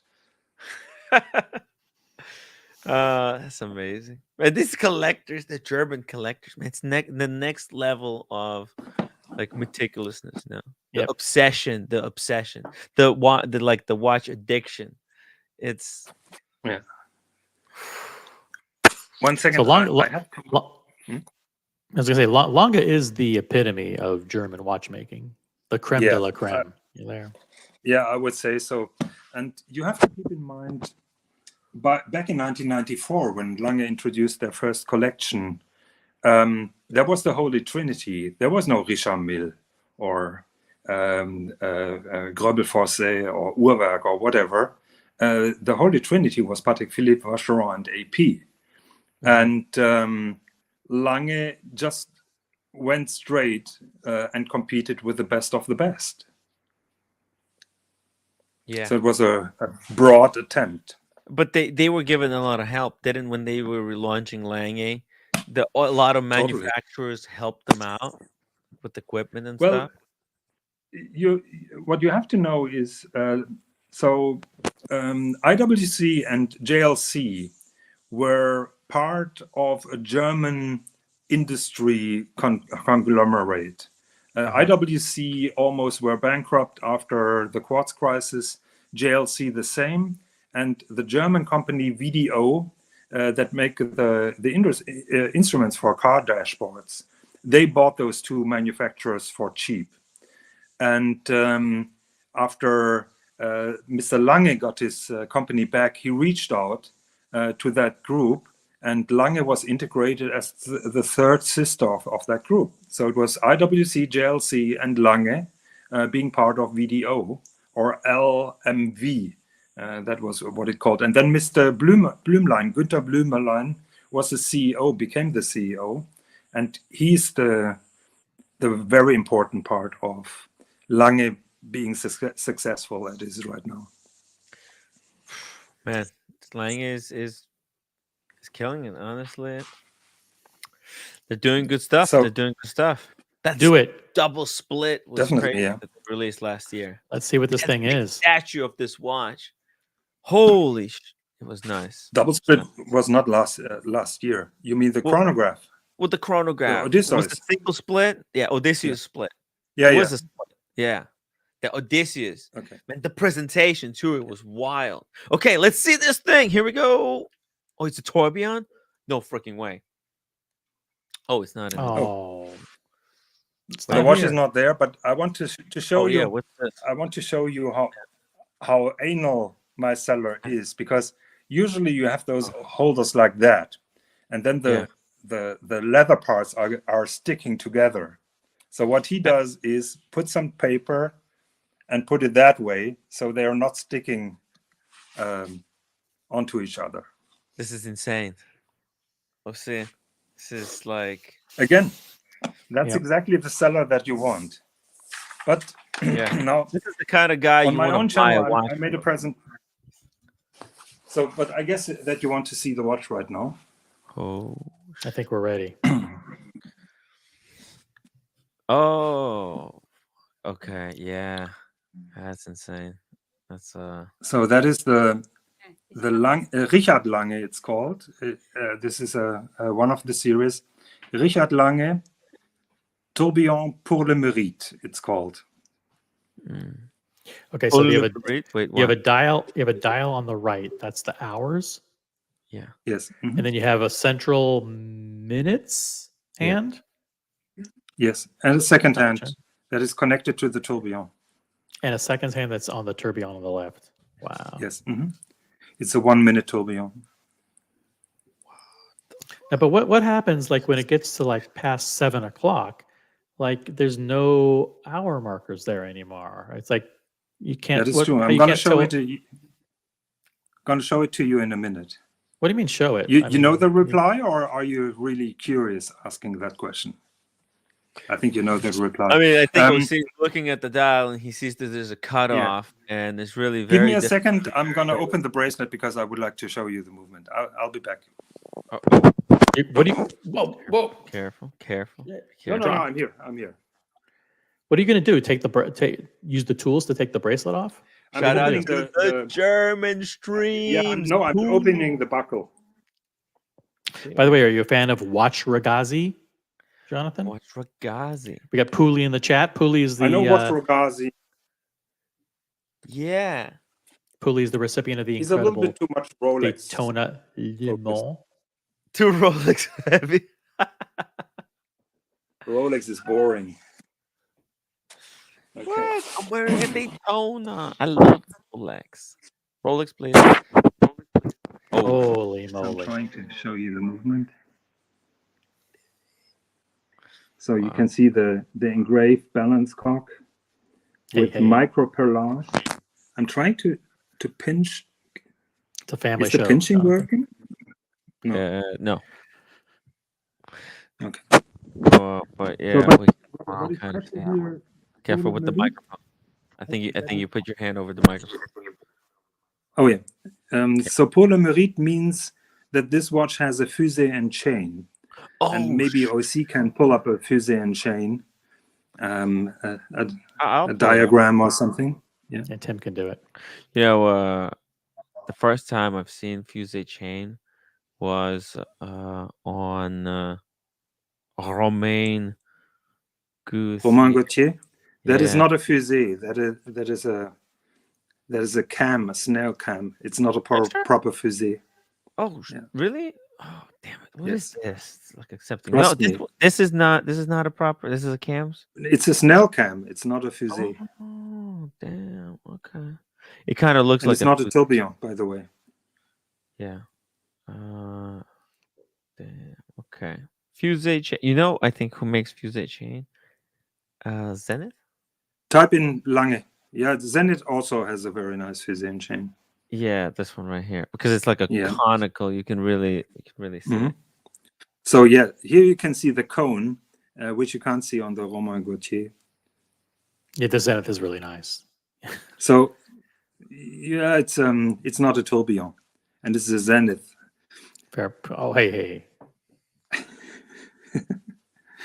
So the trick with the fusee and chain, if I may explain that. The problem is with any mechanical watch, the mainspring, when it's fully wound, the torque is really high. That is then the torque on the escapement. And when the mainspring is then winding down, the torque is getting less and less and less. So the torque of the mainspring is not constant over the power reserve. And the fusee and chain, that cone, is compensating that loss of torque. So at the end of the day, that chain is being rolled on that snail cone, and it's compensating and delivers a constant force, just like a remontoir. Another technology is to use a remontoir. And if you look closely, you can see the chain moving when I'm winding the watch. So the chain is the gold color barrel that you can see. There is a mainspring, and that thing with the toothed wheel on the left, that is a fusee upside down. And between them, one second, here you can see the little chain. I'm trying to show you that. So cool. Yeah, no, we can see it. You can see it when I'm winding the watch. One second. Oh, jeez, man. That's insane. You can see the chain moving here. Yeah. Jeez. It's like a micro chain. Yeah, you can see the chain being rolled on the mainspring barrel here.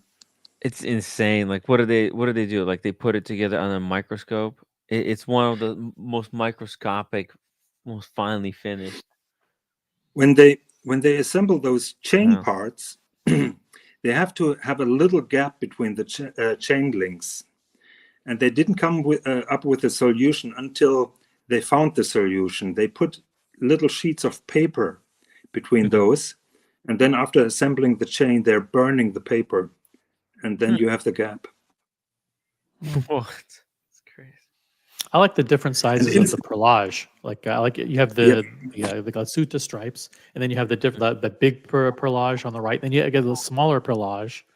You know, it's like it gives it a lot of visual excitement on the back of the watch. You like this also have better than the Lange big ruby.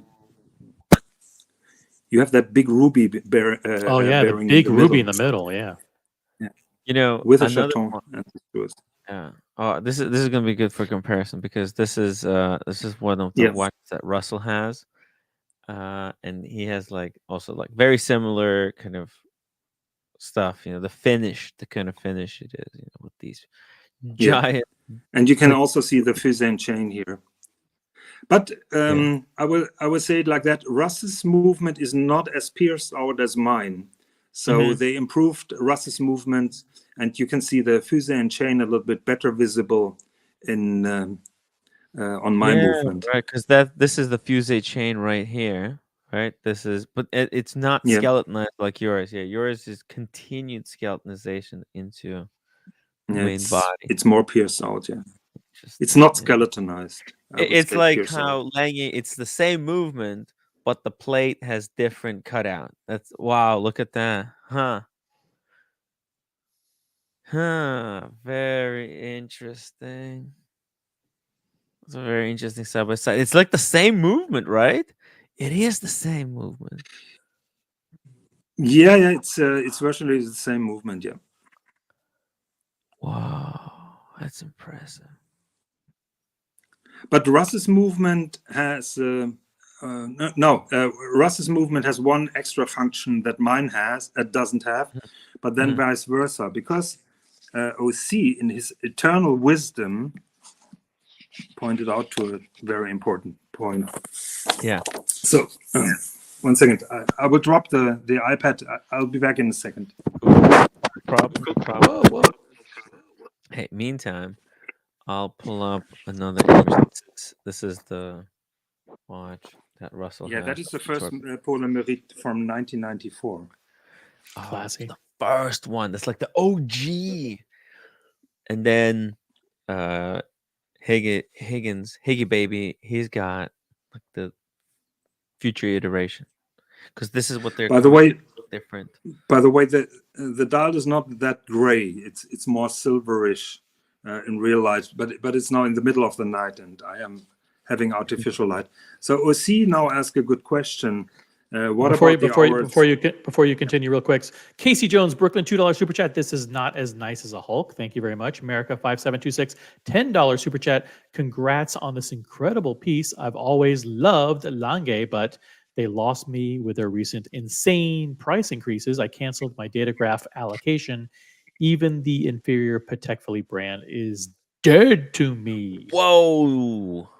Oh, how can we get back? How can Lange win? Not sure if I would have canceled a Datograph allocation. Oh. Right, continue on, because I think it's weird. Like once you get past 7 o'clock, then you lose the indices, and because of the tourbillon, which is whatever. I mean, there's no real way they could account for that. Yeah. So there's nothing they can do to accomplish. Just like I said, here are the hours central minutes.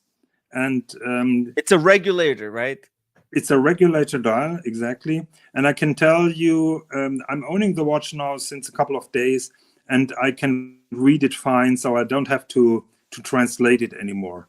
So it becomes your normal routine, quite easy. So it's not really difficult to learn that. So we are now moving 2 o'clock, 3 o'clock. Yep. This is my type of complication of a watch. No, it's very simple. There's no date. There's no extra unnecessary, just unneeded information that you're never going to use. By the way, when I pulled the crown, the tourbillon stops. Not many tourbillons have that. A hacking tourbillon is... Hacking tourbillon. Yeah.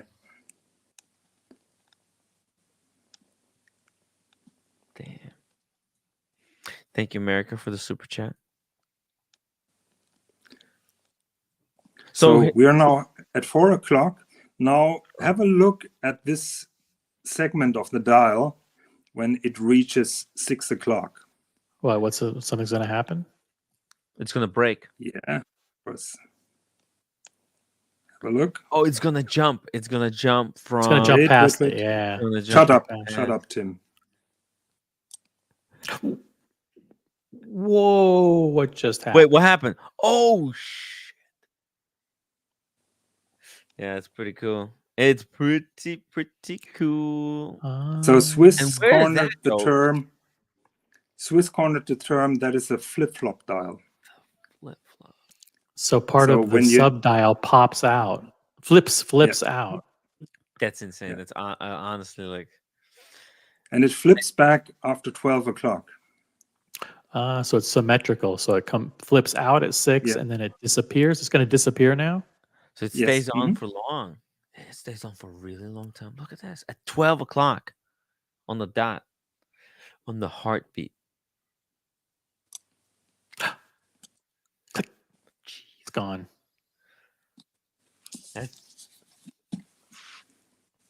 So you only get this kind of dial on this particular watch.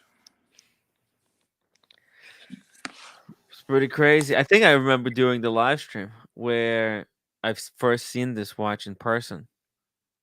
Actually, it was... I remember you talking to the girl about nipple dials. That's what I remember. Yeah, she then later told me to pull down the stream. First, I mean, what's the big deal? Yeah, but it was an honest conversation. Yeah. Cool unboxing. So unbelievable. So the watch is in platinum, and it has the platinum deployment buckle. Wow. And even with a sticker on it inside. That's right. Yes, the reason why I'm still very much babying it is not only because it's very new, but you know that my world timer had an article in Monochrome magazine, and I will meet them very soon. They will write an article about this particular watch as well. America 5726 $10 super chat says, unfortunately, if that piece decides it wants to have a bad day, the entire mechanism explodes into a billion pieces. Yeah, is it scary when that thing pops out? Does it feel like when it pops out, it might actually like dislodge? Only you can ask such a in the tourbillon. Only you can ask such a stupid question. Are you worried on the date change of your Submariners or GMTs that it's gonna explode in your face, or? Yeah, but it's Rolex. You can trust Rolex, but this. Hey, we are talking about the Germans. I mean, yeah. You can believe that Lange tested that for 1 million cycles before they went on the market with that. 1 million cycles. How many pieces? How many parts does this have, by the way? Do you know? I don't know the exact number. Over 650 or something. It's a lot. Yeah, when we were at Watches and Wonders, they had watches that had 700 components. It's like, what the heck? You're supposed to be simplifying things. It's not an easy watch. Yeah, and I had a long discussion with Tanzil, and people probably don't realize this watch only has one complication, because the tourbillon is not a complication by the definition, and the Fusee chain is not a complication as well. So basically, you have a three-hander watch here. Interesting. I like it. This is exactly the sort of type of watch that I like. So, and there's only 2 crown positions. Closed one, yes. That's for winding. You pull it out. Yes. It hacks. Okay. And the winding feels amazing, because usually when you wind up a watch, you have a gear train between you and the mainspring. And here you have the chain instead of a set of wheels. You still have wheels. I Oh, realize that, yeah. but you have less wheels because the chain is winding the mainspring. So how accurate is this thing? Like, because it's I supposed can't to tell you at the moment. Oh, you still can't. It's been 4 days. Have you been tracking it? No, I said it this morning to the second, and then I had the stupid idea to go on your show and ruin everything. So I have to do it again. Now you got to reset it. You just fucked with it. Jonathan, we know it's late there. Hey. Thank you for coming on. We really appreciate it. Thanks for helping us raise money for the St. Jude Children's Research Hospital. This is an amazing pickup. I hope you hold on to this one for a change and not sell it. Don't sell it. Don't sell it. Not going to be servicing, by the way, is 4,200 euros. Yeah. Just keep it wound.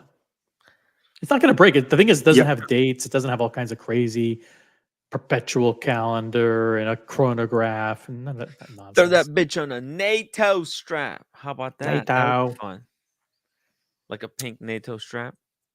Jonathan, you're welcome to stay on, but we got to shift gears and talk about other stuff. Yeah. Thank you very much. Thank you very much for having me on, and thank you very much for participating with the charity. And you have a good evening, because I'm now going to bed.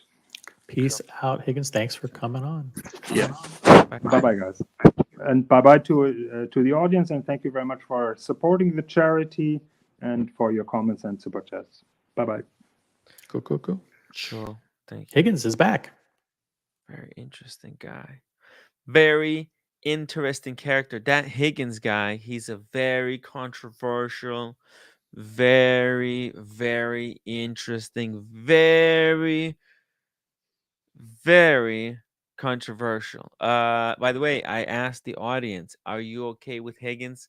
63% said yes, 37% said no.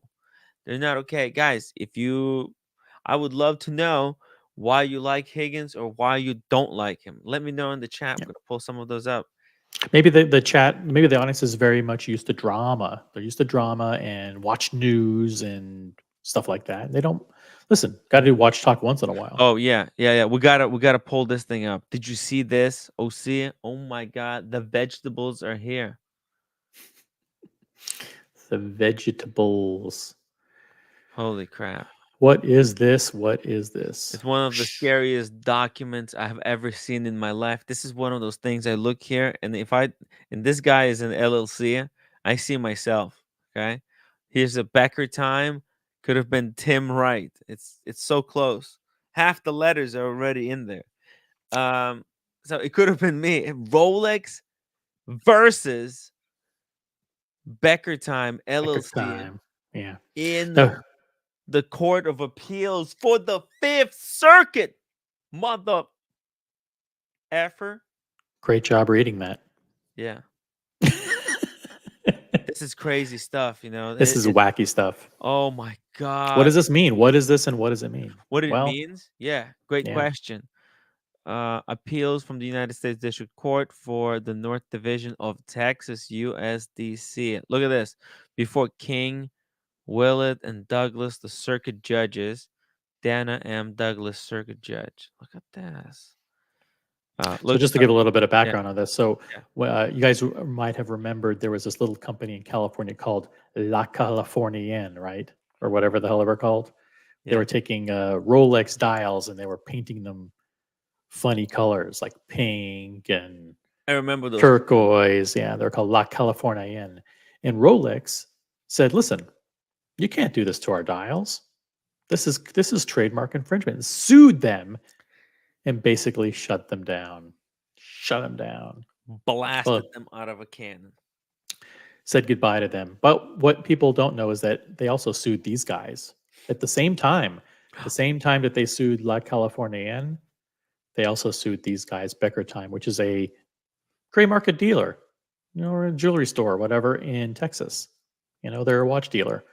So Rolex sued them and said, listen, you can't take our dials and put like aftermarket diamonds on them. And you can't take our watches and put aftermarket bezels on them. And you can't take our watches and put aftermarket bracelets on them and then take the Rolex clasp and attach it to an aftermarket bracelet and then sell these as genuine Rolexes. These are Can't do not that. genuine Rolexes. You know what happened? Those are Frankenstein pieces. Yeah. Well, not to cut to the chase, but newsflash, Rolex won. What? Rolex won. And if you know what? A bracelet, a dial, a bezel, those are now considered integral components of a Rolex. And if you fuck with them, you're fucking with Rolex's trademarks. So if you're selling and your watch is not full, if in the Rolex you're selling, if you modified it with like aftermarket parts, like let's say you bought a couple of Datejust, right? And they're kind of rough, right? But then you buy these fake bracelets from China, like fake Rolex bracelets and fake bezels, right? Then you get these watches, you polish them with the polishing cloth, change the bezel with one of those, rotating things, and you put the new fake bracelet, and then you sell that. That looks like a brand new watch. It is, and it is a watch. But you know what? It's not a Rolex. Legally, it's no longer a Rolex, and you can't advertise it as a Rolex. That's crazy. Yeah. Wow. So this lawsuit was filed against Beckertime, which is a Texas-based dealer, and Rolex actually won the case last year, but both of the parties appealed because Beckertime said, "Listen, we want to appeal. We want you to reverse the decision," and Rolex said, "We want to appeal because we want damages." Because in the initial case when Rolex won, they said, "Listen, well, you're not entitled to any damages." And Rolex said, "No, no, no. We want to drive the company out of business. We want damages for every watch that they sold." So they both appealed, and in the ruling that happened on Friday, basically the Court of Appeals that covers Northern District of Texas basically confirmed the ruling that basically said what Beckertime does is basically confusion and trademark infringement, and they can no longer. And it puts basically every dealer and jewelry organization in the United States on notice. Like Moda, where they sell watches that are with modified dials, like Datejust with Tiffany blue dials, or Oyster Perpetuals that originally came with like a black dial, but here they come with the custom Tiffany blue. But technically, that's an illegal piece. They could get like Moda could get shut down tomorrow with this ruling coming into effect. It sets precedents from which Rolex can then just freaking come in and just shut down everyone. That is crazy, OC. Yep. This battle is really vicious. And that's why, by the way, on Moda, you're not allowed to actually use the word Rolex anymore or use any brand names in your listing because they don't want. Well, first of all, Facebook is cracking down. Right? They don't want to be found out because FBI is probably checking what conversations people are having on there. Right? Yep. They have full access. They see it. And if they're using probably some kind of AI that just searches for people talking about buying and selling Rolexes, and they think they can get away by not actually saying Rolex, but just saying RXL. That's their Rolex acronym. RLX. Yeah, RLX or something. Yeah, I don't know. I think AI is a little bit more clever than that. They will be found out, and when they, it's gonna be interesting to see. These guys must be shitting their pants, right? Yeah. But the thing is, you can modify these watches, but you just can't call it a genuine Rolex because it's not an authentic Rolex anymore. You can't say they're authentic anymore. You have to advertise them as modified. Well, you can't even say that they're a Rolex, right? They're just modified watches, just with with Rolex parts. It's a modified watch with some Rolex parts. Exactly. Can you say that? It's a working automatic watch with some Rolex parts. Rolex, please. Rolex, come back. What happened? Is Rolex in the chat? Why suddenly everybody screaming for Rolex to come back? What is going on in the chat? Yo, people are demanding Rolex. What is up, man? The crowd wants to see Rolex. Holy shit. They're going crazy. Oh, see it. They're going crazy in the chat. They want to see Rolex. If you can have Jonathan back, you can have Rolex back. Okay, but I don't think Rolex is going to come back. But hey, let's just read. You want me to read this this letter? Yeah, it's fun. Yeah, it's funny when you read it. Fun stuff. This is a trademark infringement dispute involving allegations of counterfeit and infringing use of Rolex's marks by Beckertime. Rolex is a luxury watch seller with a legally protected interest in numerous trademarks. Beckertime sells primarily decades old pre-owned watches containing Rolex branded parts. Oh, it's a watch that contains some Rolex branded parts. The at issue watches in this case are watches sold by Beckertime that are identified as genuine Rolex, but containing both Rolex and non-Rolex parts. The watches specifically considered by the district court contained additional diamonds. Oh, they were bust downs, which were added as an hour markers to the finished dials by drilling holes in the dials and placing after market or other stones and setting in the holes. To refinish dials, Beckertime strips the dial down to bare metal. Ew. Then, after the refinishing process is complete, reapplies Rolex's trademark. Holy shit, they got the print. They're printing Rolex on the dials themselves.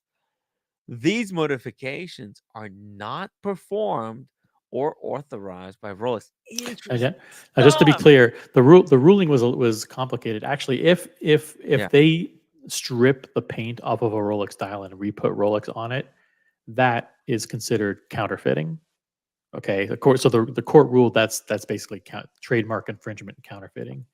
But they said, listen, if Beckertime wants to take a Rolex dial and simply take out the indexes and drill holes and put diamonds there, they can do that. But they can't like take the paint off and then reprint Rolex on it. Like so the court was very balanced. They're like, listen, we understand that people want this guy may want to add diamonds onto it. Okay, let him add diamonds. It's still the Rolex dial though. It's not Rolex isn't doing it. They're not Rolex quality diamonds, but at least they're not violating Rolex's trademark by doing that. It's not counterfeit at that point. But you can't strip the dial of all the paint and then reprint the Rolex on it and reprint superlative chronometer on there. So technically, basically, if you have a dial, let's say it's a silver dial with the Rolex printed on it, it has batons. You can take off batons, put diamonds. That's right. And that's Rolex. okay. Rolex won't consider it a Rolex, but these guys won't be doing anything illegal, at least. You know. Okay. But they can't actually stamp Rolex. They can't stamp Rolex on it. They can't stamp sufficiently certified when they don't have the equipment to actually certify it. Right. There's just oh, this is what it would look like if Rolex made it. Exactly. Yeah, it's not their right to print that, right? Because the right to print that is the right to sell it. It's the right to own the trademark or whatever. Interesting. Yeah, it's tough luck for them. Beckertime lists the retail prices of their modified watches with comparison prices to new Rolex. Holy shit. So they're like undercutting. This is dirty. They're like, hey, these Beckertime sons of bitches, right? They're buying old watches, buying bracelets from China, modifying this, and trying to Yeah. And what they would do on their web, fool people into buying this shoddy product instead of buying brand new or what authorized. what was interesting is they weren't, in a way, they were trying to be transparent by saying, listen, if our watch is 5,000 with these aftermarket diamonds and stuff, if Rolex made the same thing, it would be 20,000. But the problem is you can't compare the two because Rolex would make it up to Rolex standards with Rolex quality diamonds and Rolex quality finishing. So it's impossible to compare the two, but they had a comparison on their website that said basically, listen, it looks like a $20,000 watch that Rolex would sell, but it's only 5,000 from us. And you can't do that. Because Rolex never made those models, right? Exactly. They never did. That's not their model to make. America 5726 $10 super chat. 75% of the gray market is likely guilty of this type of activity.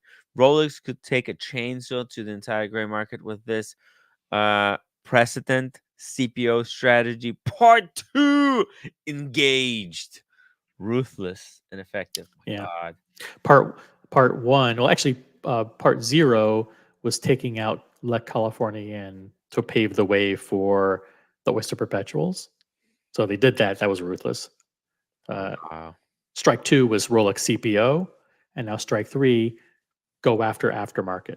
I mean, they've been pushing authenticity, right, with the CPO, and now they're saying, listen, we're going to crush anybody who sells something with aftermarket bezel, aftermarket bracelet, aftermarket dial, and they try to tell people that's Rolex.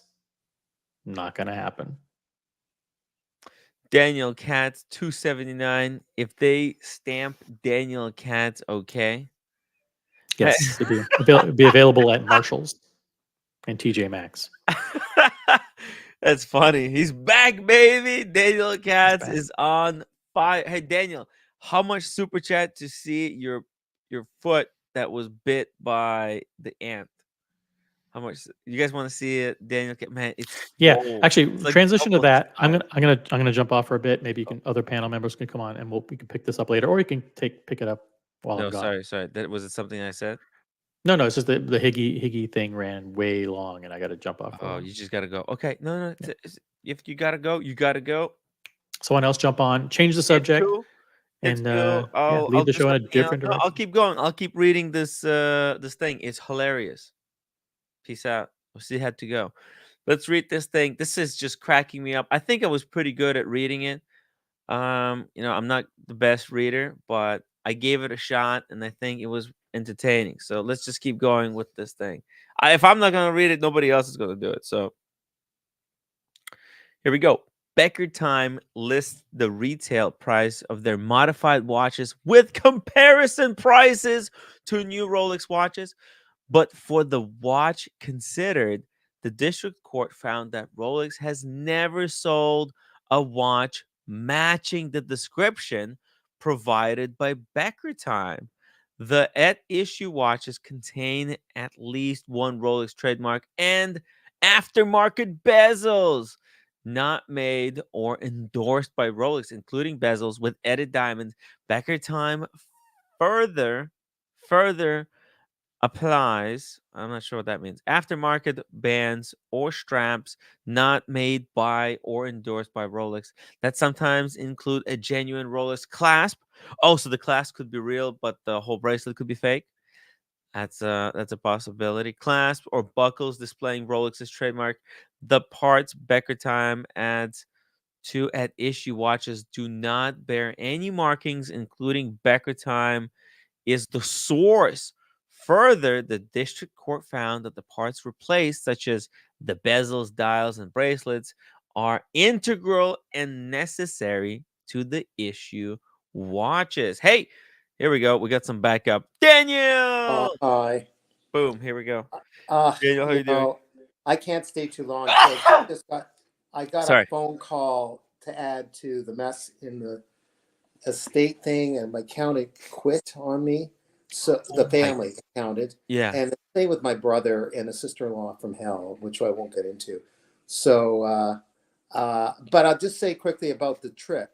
Yes. Tell us about the trip. How was the trip? Did you have fun? The trip, it's about it's one of the things about the trip is it's lovely scenery. You're up in the hills. Yeah. The hikes are ever to go to.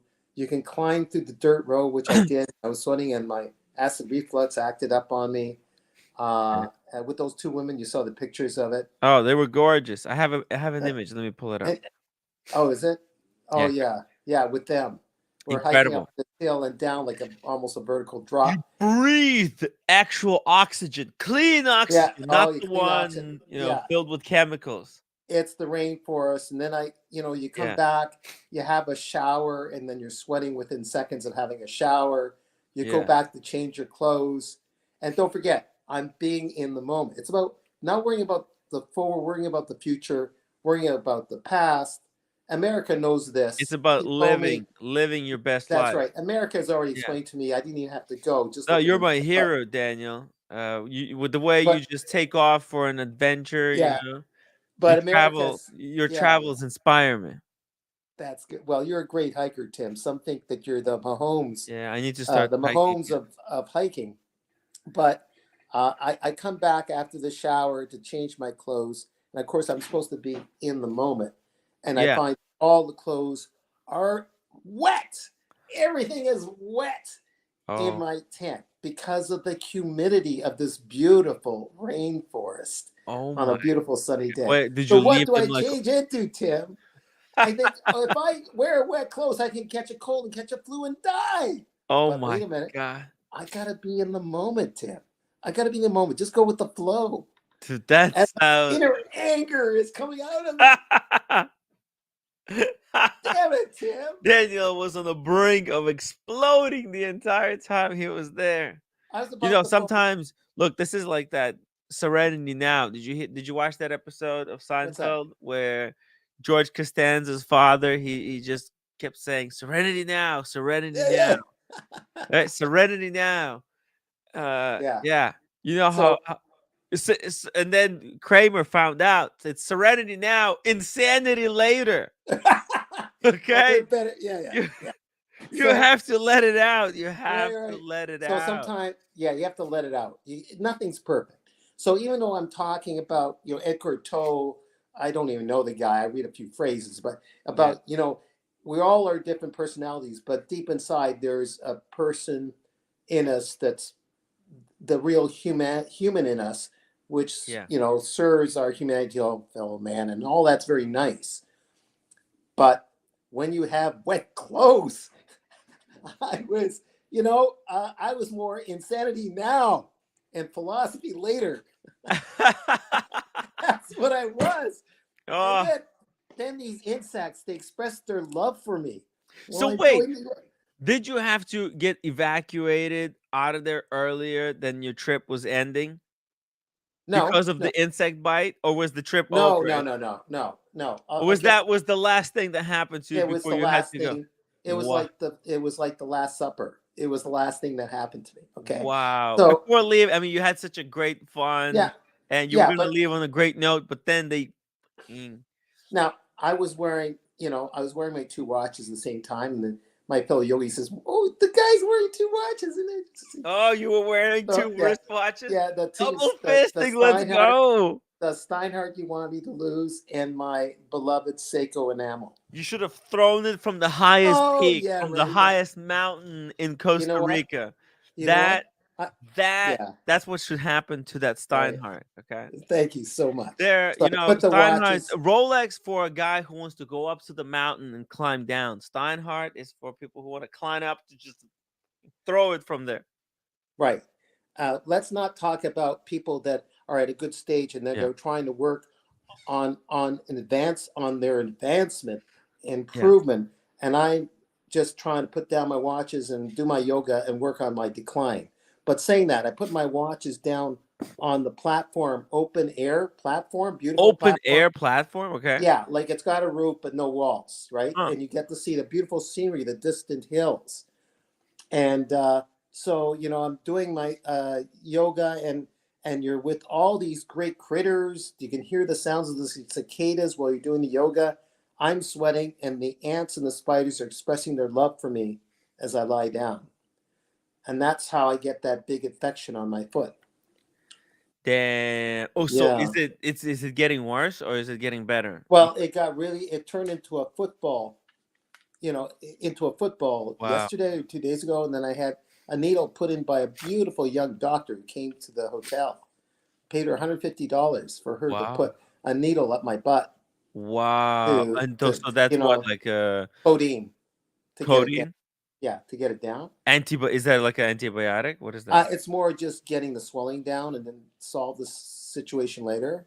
Wow. It's more of that, isn't it? Codeine. I don't know medicine. Codeine. So, anyways, I'm getting something later today, and then I'll see the doctor tomorrow morning. Codeine. So I get expression of love by the insects. Get eaten all over.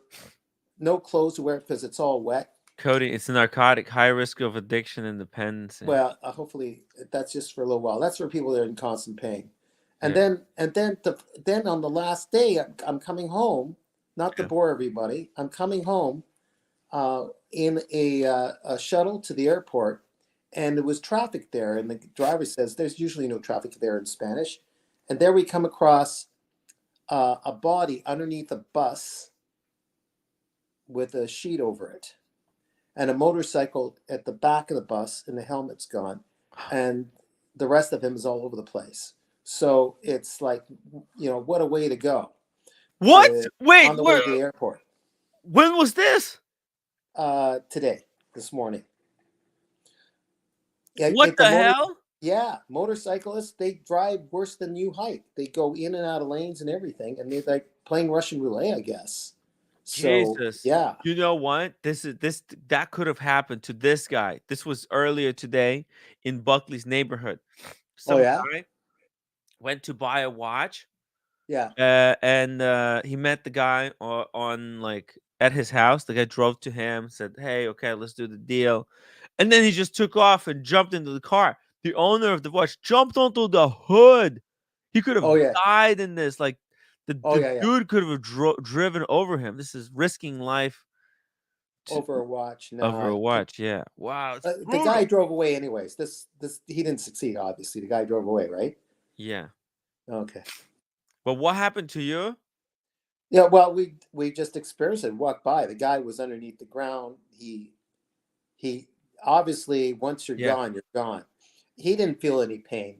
It was so quick. Yeah, he was hit so quick. Badly. Yeah, it was so quick. He wouldn't know what hit him. Did you see all the insides outside? No, all we saw was the legs sticking out. It was like a cartoon, cartoon, but his legs were, you see his feet, the legs a little bit, but it was mostly a sheet was already put over him. Wow. And his head was still underneath the bus. Oh my God. So he like got trapped under the bus. Yeah. I think so. Oh my God. It's so dangerous. You know, whenever I'm driving, like I drove only a handful of times. I remember driving past the truck. It's such a scary experience. Yeah. The truck is like that tall and you're like in this tiny little car. Whoa, excuse me, don't mind me. And you just, you go past. But, they could hit you. You can get trapped under the wheels, just get spun into a blender. Yeah. My God. And, go ahead. No, it's just terrible. Look, with all the complaining, though. Take care of yourself, guys. Yeah, it's bad. It was really, the trip was really good. Coming back to the trip itself, it was hard work, but I guess I signed up for. But it was pretty good. So next time I'll go with the right shoes to do some of the. Yeah, well, you were in sandals. Some viewers just pointed it out. Dude, what were you thinking, man? I'll have to get the right shoes, but it's got to be kind of so it can go in the water. Dude, that's sandals. Completely exposed. What were you expecting? No! Dude, look at this. The girls know what's up. Yeah. They were wearing sneakers. Yeah. The one in the middle is one tough lady. She was like the mother character, and she's just young. She's like the mother of the group in a good way. And Carol, Carla on the right is a fantastic yoga instructor too. She kind of looks like Mrs. Diego, doesn't she? Kind of. Okay now? Yeah, he's okay. Yeah, I'm okay. My foot's better, but I'm going to put cortisone on it later, roommate. Diego M says Daniel didn't even attempt CPR. He just walked away. On a dead person. Yeah, right. What the legs were still moving, Daniel. Yeah. It's So sad. this, But I don't know. Diego, let me know. She kind of looks like Mrs. Diego, this girl in the middle. the one in the middle, amazing talent, kinesiologist. A what? A R&D, kinesiologist? What is yeah, that? like a master's in movement of the muscle, the relation movement of the muscle, and so on. And Oh. Carla is like many things, just moves that you wouldn't know you can do that just strengthens the body. That if you strengthen the body everywhere, you put less pressure on the knees. There's just the whole thing. Who in our group is really knowledgeable? It's America's really knows all the physical party, right? Yeah. So yeah, I mean, maybe not as much as America, but they're pretty good with what they know. Amazing stuff. Yeah. Amazing stuff. By the way, Daniel, I think I found my next watch. That's it? I kid you not. I'm in love. I'm in love. Yeah. Should I show my foot to a roommate? I mean, yeah, roommate. Nope. You want to see Daniel's foot It's okay. on the live stream? Can you show on the live stream? It's improved though. Yeah. It's Oh, it's improved. Okay. Yeah, but I still got to get another cortisone. Oh, wait. Wait. Let's see. You have to point the camera down. Let's see if I can do this. Okay. I can't see Care. what I'm doing with the. I can't see what I'm doing. Okay. We'll forget it. Okay. Do it some other time. Never mind. I'll get instructed how to do it. I don't have. I Yeah. have a stand that I could do this a little bit better, but hold on. Now forget it. I can't reach up. No, We'll do just it make another sure you time. don't fall down. I don't want you to. Yeah. you- It's not important. I'm doing better, roommate. That's all I'll say. Okay. Roommate. I mean, I have a picture of how when it was. That was at its full. worst. Just show that was where it was at its worst, Okay. really. Let's see. And let roommate see that one. Okay, let's see. I don't want to dox it by accident. There you go. Oh, it's bad. Oh, it's bad. Oh Yeah. my god. I think it was a spider, roommate. I don't know. Yeah. I'm glad that he saved it. Yeah. But the Wow. cortisone shot helped. So The cortisone. Yeah, that was yeah. good stuff. yeah, beautiful young doctor. She took care of my butt, so to speak. And But she had to put it into the butt, not into the foot. I guess it's to work the chain down the leg to the foot. And maybe maybe we The stop to think about it. bloodstream. It's stopping the climb of the infection up the leg. Oh. So I think it has two. That's my conjecture, that it's to stop it from spreading, but Yeah. and just come down through the stream down to the foot and do its job. Very Yeah. interesting. Yeah. And if I'm healthy, Tim, Yeah. I'll continue. The whole point of this topic outside of watches is so Yeah. I can someday wear the watch that you're thinking of getting. So I can be healthy to wear a watch like that, you see. Oh, what is this? Oh my god. We got a legend. What if they stamped? I text out, what if I stamped Daniel Katz? We got a legend hi, on the Buckley. stream. Hello, Oh, hi, Buckley. Mr. Buckley. I'm no legend. Yeah, you're a legend. I'm in You the got a new Neanderthal. watch. I'm in the Neanderthal. Holy shit. Buckley Yeah. doesn't do unboxings. He goes straight to the jug Yeah. for the jug. Bam! Right there. It's back. Yeah. I had it once. It's back. Very happy.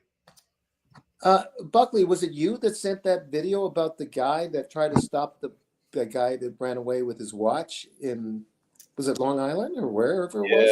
Yeah, it was. Oh yeah. That shit happens every day, though. Oh yeah. In Long Island, this is a typical Monday morning. That happens for all sorts of reasons.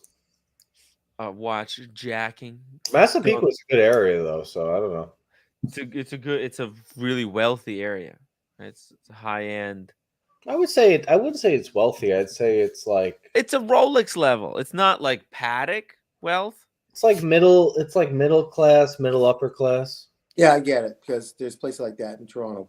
It's a good area. The average house is probably like 700, 800. That makes sense. That's it. That's a lot for that. It's no, that's a the lot of money, typical yeah. for the area. It's typical But for they the bought area. Not it's Palm. 700,000, but they bought it for 100,000. That's the beauty of Yeah, the well, there's a lot of those people. Not them, Tim. It's more like it depends on how long they live there. Yeah. So, but Buckley, the question is, the police are. I mean, the guess is the guy who these people that still watch it this way. They are banking on the idea the police are too busy to bother looking for them. That's my conjecture. Yeah, the police aren't going to look. Yeah. They don't really care. But here's what I don't understand. This guy did a watch deal in the street. What a right? Like Alexander lived dangerously. He thought some the guy puts so this is the way it looks to me, right?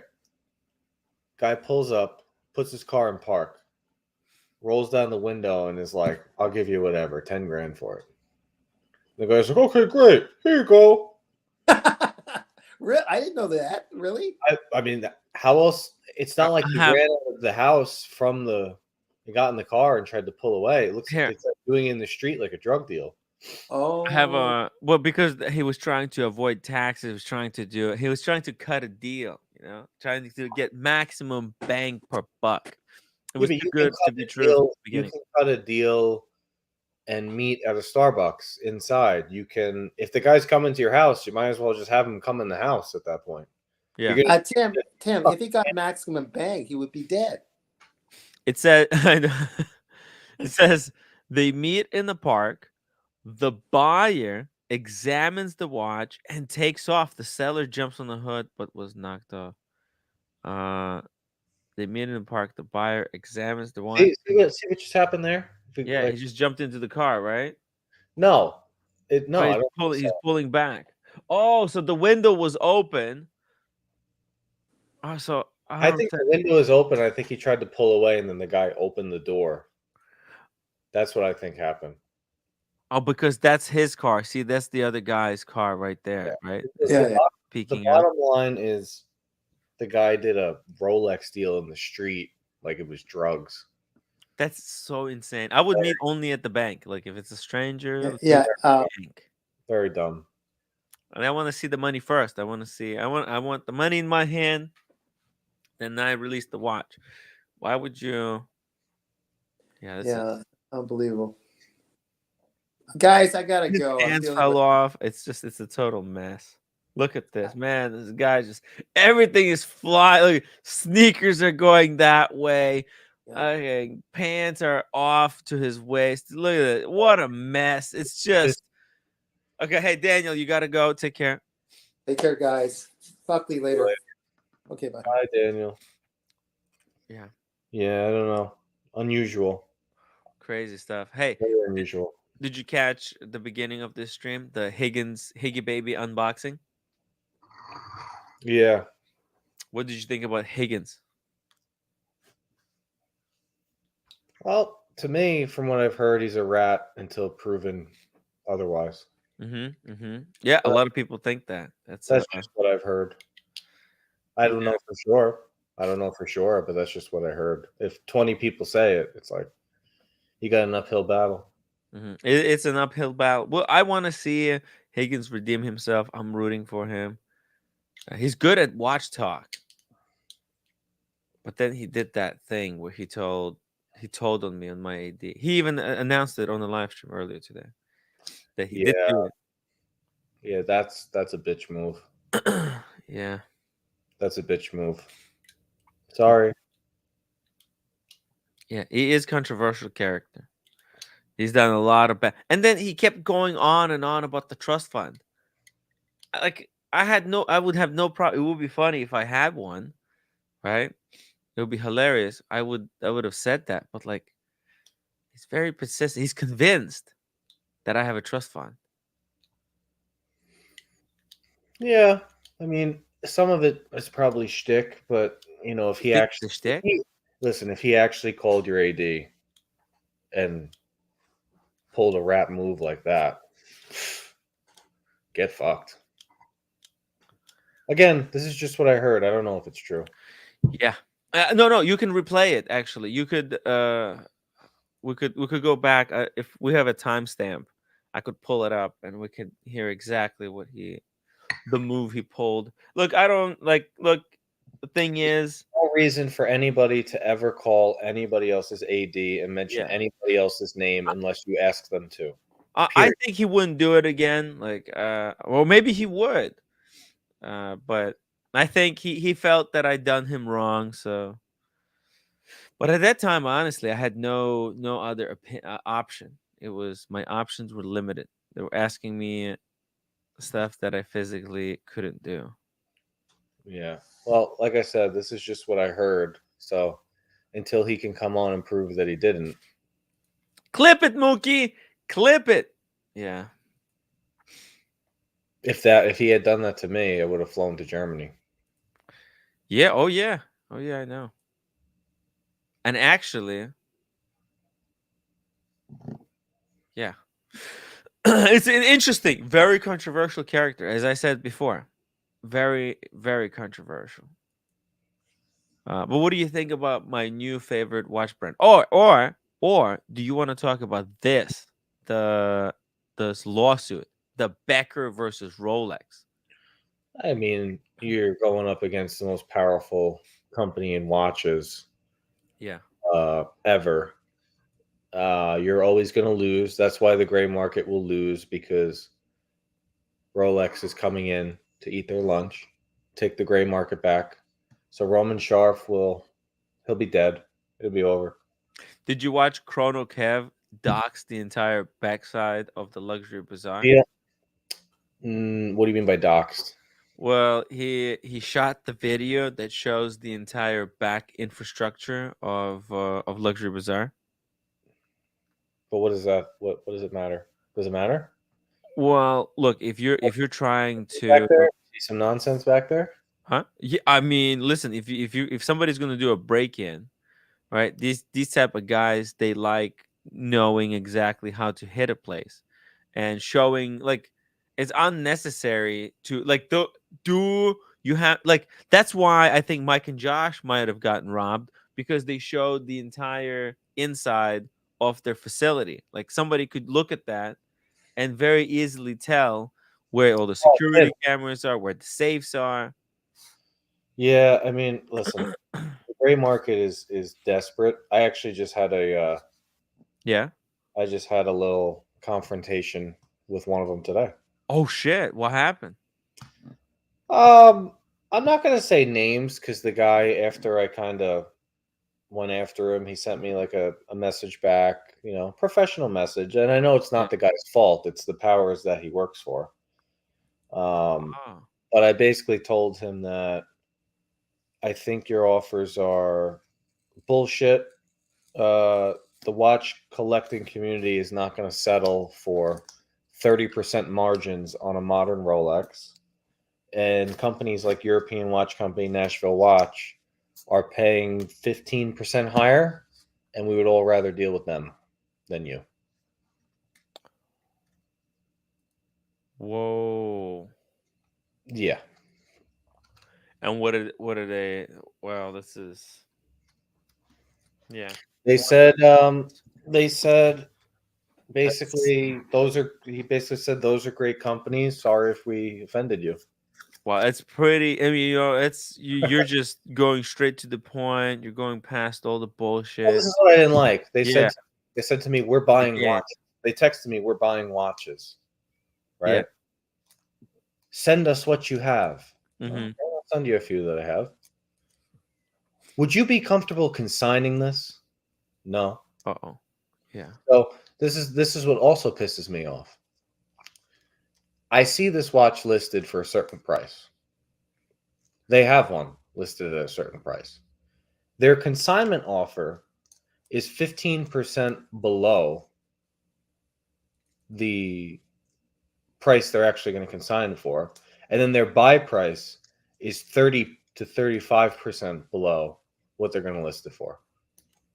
So you already pissed me off, because if you're going to consign, write 15,000 and we take 10%. So you can expect to get 13.5. Don't write, we're going to consign at 15,000 and I catch you selling it for 16.5. Right? Don't fucking these guys, man. I'm done dealing with them. And they're looking for, because that's an extra 1,000 that they can get. right. That's that bullshit. That's that send us your watch and we'll float it around for a little bit. And then they come back and they go, we can get 14. What do you want to do? Meanwhile, they already got 15.5. Yeah. they're playing games on every level. That's how you make money. And this is what the fucked up thing about this whole gray market right now is these games. They're so if you don't know that you have to be playing this pricing game on every single transaction with everyone that you're interacting with, it's just crazy. It's there's a cut at every transaction. Yeah, we're not going to deal with it anymore. You're not going to buy a watch for 10,000 that's a Rolex, a modern day Rolex. You're not buying a watch at 10,000, selling it for 15,000 just because. I'm sorry, if that card says 2019 or newer and it's a full kit, 15% is what they should make tops. Yeah, if they can't make 15%, that they're not even. What is it that they're even facilitating? This I don't know. You're not doing anything because I know what they're going to do. I know what they're going to do, Tim. Dude, they're going to clean the watch, then clean the watch, and then they're going to throw it in their dealer group text and make $500 on it. Buckley, this job is going to be very quickly outsourced to AI. Okay, very quickly in the next couple of months. Think about it. AI could replace all of this. Yeah, one AI bot. It doesn't take a monkey can do this job. Okay, this is just finding. You just take information, right? You take like a reference number. You take the year. You take a whole bunch of like data, and you just compare it. Who has a watch with these parameters? It's just matching, right? It's like it's a job for babies. They teach this, that little box where you pick a cube, right? And you have to put it in the cube hole. You take a star, you put it into a star hole. You take a little long tube, you put it into a circle hole. This is what this job is. It's the easiest thing in the world. Okay, don't worry. I think, look, it's this gig. It's got another year in it. I hope these gray market dealers get out and find other things to do before it's too late. CPO is going to take over. Yeah. Once we saw Watchbox forfeit their ability to sell Rolex. Yeah. That's it. That's it. The biggest guy in the room just bent at the knee. Boom. You're done. Chopped at the knees. Don't do that. Yeah, it's over. You're done. You're done. And yeah, you see how, look, he's doxing the back of the building. Now the thieves, instead of going there and actually spotting the place, and there's a possibility, somebody comes, scouting the place out, they're going to be caught on camera. Now the would-be thieves, they don't need to go, in the back there and see what it looks like. They can just use this video to see how to break into luxury bazaar from the back. Like, look, here you go. You can see that's where you chop off the electricity. 2 feet of rope. I mean, like, look, it just exposes the entire infrastructure of this compound. It's so ridiculous, Buckley. Yeah. God. Amateurs, amateur mistakes. They're done. Tim, they're done. Once it's already happening, the big watch brands are taking their own watches back and they're selling them. It's just a matter of time. It's just a matter. If it's not over yet, it's just a matter of time. It's a matter of time. Guy, London. Yeah. Some of the CPO prices aren't even that bad. They're getting better. They're adjusting because I went into an AD that just got it. They just put their CPO up. They got a nice wall. They got the bar and everything. And I'm like, are you guys setting the prices or is Rolex? They're like, no, we set the prices. And I started asking the prices. They were high, but they were like floating around with David SW prices. They weren't. Yeah. you know. So I think they're fucked. I think all these guys think it's time to find a new scam. It's fine to. It's time to find the Start next. selling NFTs. Yeah, NFTs. Look, they're pivoting. Paul Thorpe is selling guns now. I don't know if you saw this. Wild stuff. Paul Thorpe is selling guns. Yeah, he's looking at a gun shop, spruiking guns, weapons. Look at this. He's like with 2 pistols, fucking testing how to aim with the thing. Look at this. It's just crazy. Sniper rifles, scopes. He's got everything. Why? What's wrong with this video? Well, no. I'm just saying. There's watches. Paul is testing other subjects. You see it? They're looking for a pivot. You understand? He's looking for other things that he can make money and look like he's testing his audience. Hey, those aren't real guns. Those are airsoft guns. Well, it's UK, you know. No. That's an M4, no? Yeah, but it's an airsoft gun. Well, you can take out somebody's eye with it, right? This is paintball and airsoft. Well, still, what about this knife? Mm. How do you explain this? That's a legitimate knife. You can like cut somebody with that. Seriously. Oh, yeah. Look, if the guy had listened, if you were the Massapequa kid and the guy had tried to run you over, maybe you stab him. You see it? Yeah. The way it goes. Look at this one. This has got a grenade launcher on it. Holy crap! Look, but the point is, it's weapons. It's air rifles, air pistols, air guns. Best of UK air gun. Okay, air guns. Is he just promoting? But Tim, I think he might just be promoting a friend for. Okay, but no, I don't think it's. Come on, friend, Paul. Yeah, the guy probably gave him like $5,000 to make a video. Well, yeah, right. He got. This is the kind of sponsorship deals, right? This is a sponsored video, a sponsored deal. Yeah, that's a paintball gun. Well, but you know what? Look, he's not doing a video about watches. Where are the watch? Why isn't the gray market dealer inviting him to show the kind of watches they're selling? They don't have the money. They can't afford Paul Thorpe anymore. That's why he's going to where people. Well, maybe this is the stuff that people are interested in. The airsoft guns. A lot of people are getting into this. You know that? The gun technology for the airsoft has gotten pretty good. It's like a legit sport now. It's been. I mean, it's fun. You ever done it? No, never. It looks really fun. So, yeah. I did it when I was like 13. Really? I played paintball as oh my god, when it was like a college college trip, like a college graduation trip. We went to a paintball resort. It was crazy. It's good times. But yeah, but the technology has developed so much since then. You know that? Manic Monday. But yeah, I'm just saying, look, watches are not as popular. That's why Paul Thorpe would be spruiking some kind of a dealer, but he's spruiking airsoft. What does that tell you? It tells you something. It's not just, oh, that's just a friend. These guys still haven't paid the victims back. It's been like 6 months. Yeah. I mean, these guys, it's Tim telling you, it's all over. It's all over for these guys. They're in CPO is going to bend them over, right? They're in such deep trouble. Damn. It's done. The Rolex is going to take back all of it. Take their toys back. Right. And then what they don't take back, which will be like Mike and Josh or whatever. All the Rolexes, for the most part, I think like 80% of the catalog is at or below retail.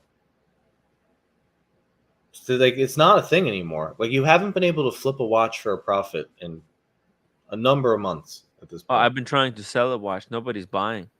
There's very few watches from Rolex that you can actually buy, right?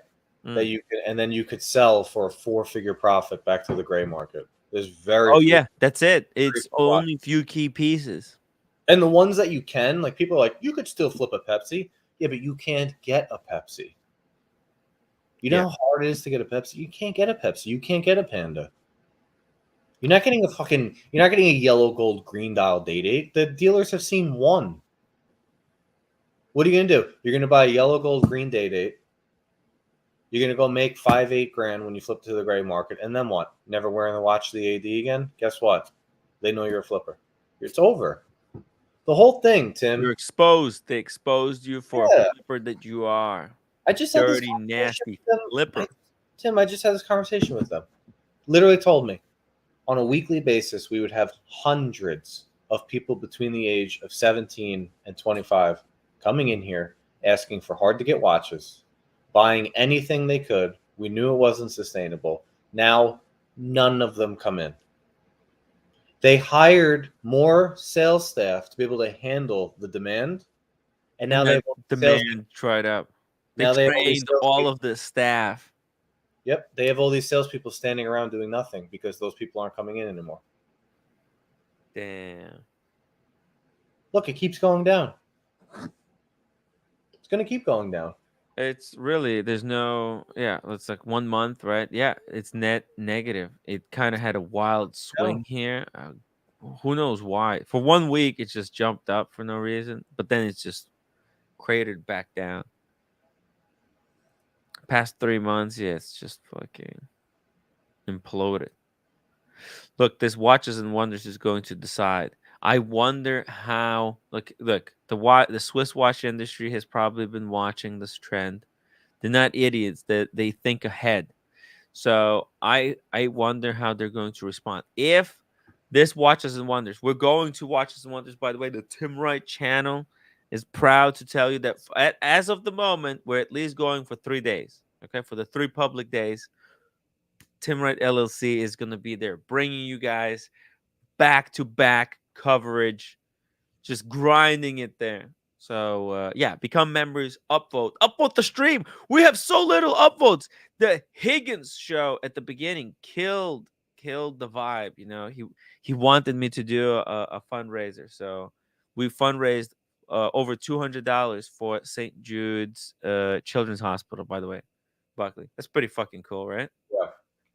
So Higgins, because of Higgins, he held us hostage to do that. So that's cool.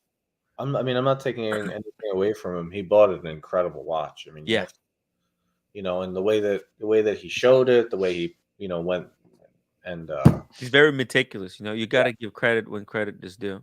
Yeah. No, like I said, I've just heard an enormous amount of people. Yeah. That have had these issues with him. Interesting issues, and to me, I'm not so like. If you haven't had issues with Higgins in the watch community, it's just a matter of time. If the entire community that I associate is basically saying the same thing, I'm not so welcoming until that person kind of proves himself. Look, he's a great guy, but eventually you're gonna run into a problem with him where he's gonna make you make a decision. And it's a decision where you have no power to say yes, and he'll force you to say yes. And obviously you'll say, "Oh, but I can't. Like this is not something in my power to decide." And he'll say, "Well, because you can't do that, it's over."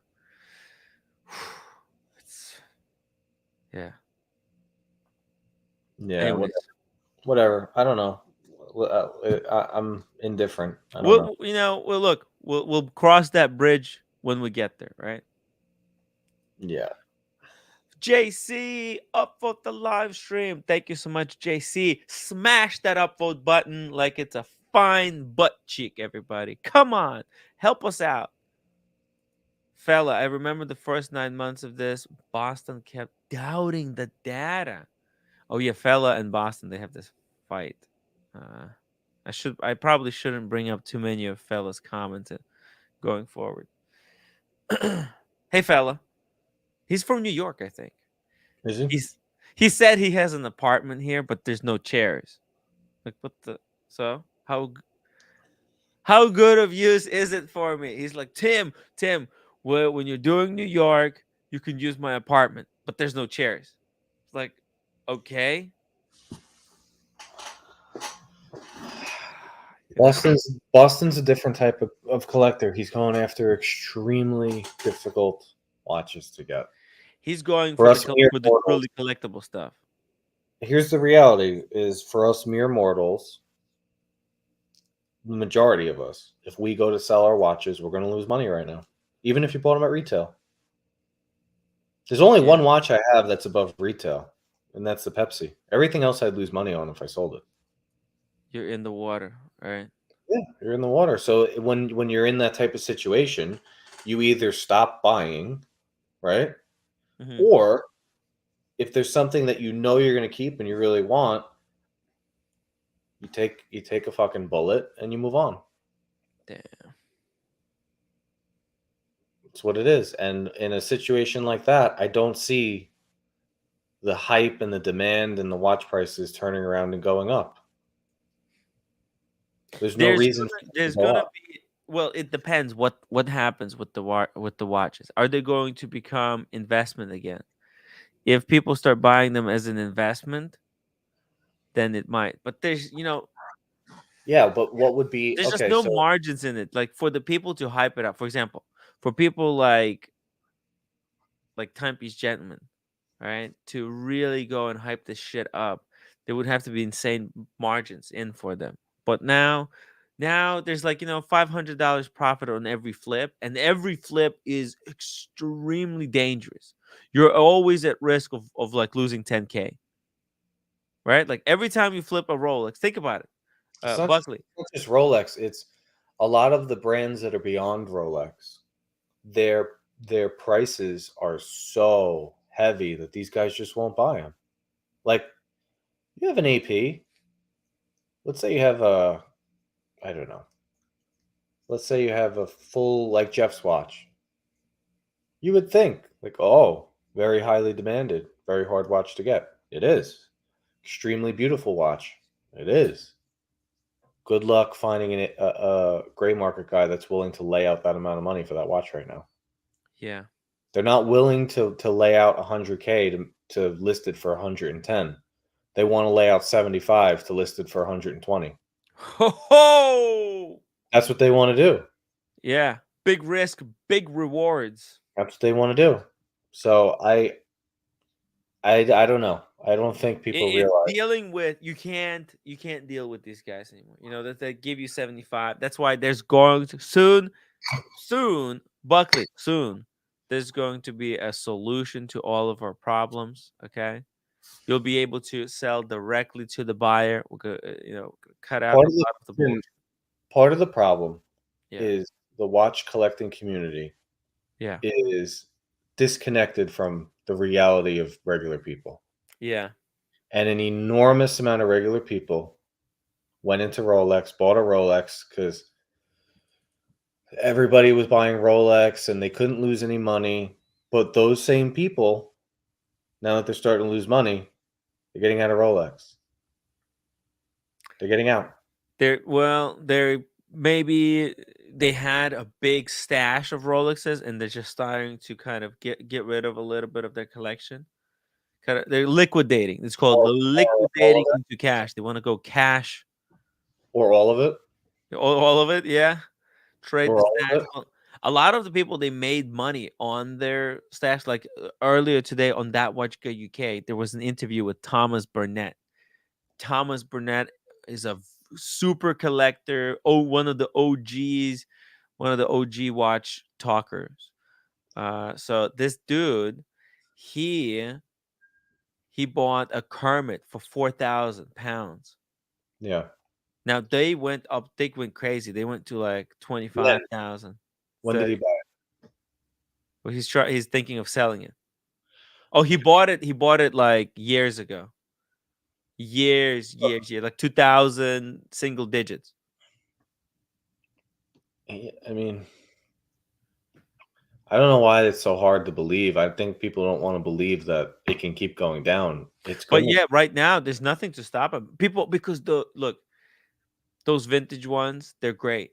They're collectible, but like the new stuff that they're coming out right now, people are like, "Hey, would you pay 10,000 for a vintage piece, or would you pay 10,000 for the brand new best of the best that just released Rolex Submariner, right? With the glide lock system, with bigger power reserve. It's like comparing, a 2005 Beamer versus the latest generation at the same price. You got to go with the best. It's a tough decision, because at the same time, watches. The bottom line is this: this has nothing to do with watches. This has nothing to do with crypto boys or any of that bullshit that a lot of people are saying. I've had it up to here with that. I'm so tired of hearing about the crypto boys. At the height of 2021, with the watches being as high as they were, you know what else was at its height? What? The cost of homes, the cost of cars, Tim, the cost of whiskey. Every motherfucker. The wine, Opus One, the cigars went crazy. Every single thing that was an item to collect, buy, whatever, people were buying the shit out of it. So it all went up. Yeah. Look at Stanley. You know what's happening right now, Tim? People are just dumping everything. Car dealerships aren't selling cars. Car dealerships aren't selling cars. They're going for below sticker.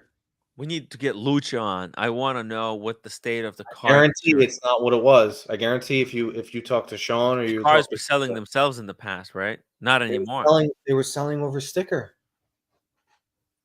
Cars and Chrono was yesterday on the community stream, like near the end, and he was telling everyone how Porsches, they used to not go above retail. They used to be really cheap. Tim, a Toyota Camry was going 8K over retail. It's insane. I'm serious. I'm dead serious. People had too much money, to be honest. Like if this is like, if car dealers could ask so much. Yeah, but this is what I'm saying. I think a lot of people that are in the watch community have been disconnected from the regular world because it's like everything went up and now it's all slowly coming down. Yeah. People realizing they don't need so much stuff. No, it just was fake money. They put 5 trillion. I don't know why people like Tim, me, America. Wow. Every time we hear somebody that comes on and talks about the crypto bros down in Miami that are causing all of this, we want to take our head and put it through the wall. You guys are more concerned about those PPP loans, right? All that stuff. During COVID, they put 5 trillion. I think 5 trillion comes out to be 20% of the actual money. In a year, they just dumped it. Yeah. It flowed up, and all those guys went out and bought all sorts of shit, especially shit that they couldn't lose on. What's that called? That's like socialism, right? The government prints money and gives it to people. Holy shit. And now... And it's like they didn't even distribute it really well, because like a lot of people, they got like $1,200 that paycheck, but like with $1,200 you can't buy a Rolex. But people were buying other collectible shit like Pokemon cards, right? It started everything. And and people were actually making money. Like they took that $1,000, they started buying Pokemon cards, and they were actually making money. And then with profits from Pokemon cards, they started buying other crap. Look, it just exploded, right? Everything was collectible. Everything. I wonder how Pokemon trading card market is going. I bet it's in the shitter as well. Right? It's got to be. I mean, I don't know, but it's like it's all following the same trend. A watch is not independent of that trend. You're not gonna. It's not gonna fight uphill. It just won't. Like the same people I know that bought 10 watches that are not part of the watch community, they don't give a fuck about watches. Well, but they work for $50 an hour. They heard there was money to be made with Rolex. They bought 10 or 20 of them and they put 50, 100K away in cash. They're very happy. They have one watch left and 19 of them are gone. I know more people like that than I do people who are collecting. I want people to hear that. In the regular world, there's more people like that than there are collecting. There are 208 people on here. We ain't shit. Yeah. We're nothing. We're a blip. We're 0.001%. We're nothing. Well, yeah. Well, let me ask you this, Buckley. Okay. how do you think this is going to end? So the CPO is going to kick in, it's going to kick out all these flippers. Once Rolex has full control, how do you think what's going to be the new state of I think what is the what's they intend to do, intend to do with their 3-year rule is they want you to buy a watch in confidence, and then in 3 years or longer, you can bring that watch back for what you paid, because they increase the prices 4 to 7% a year.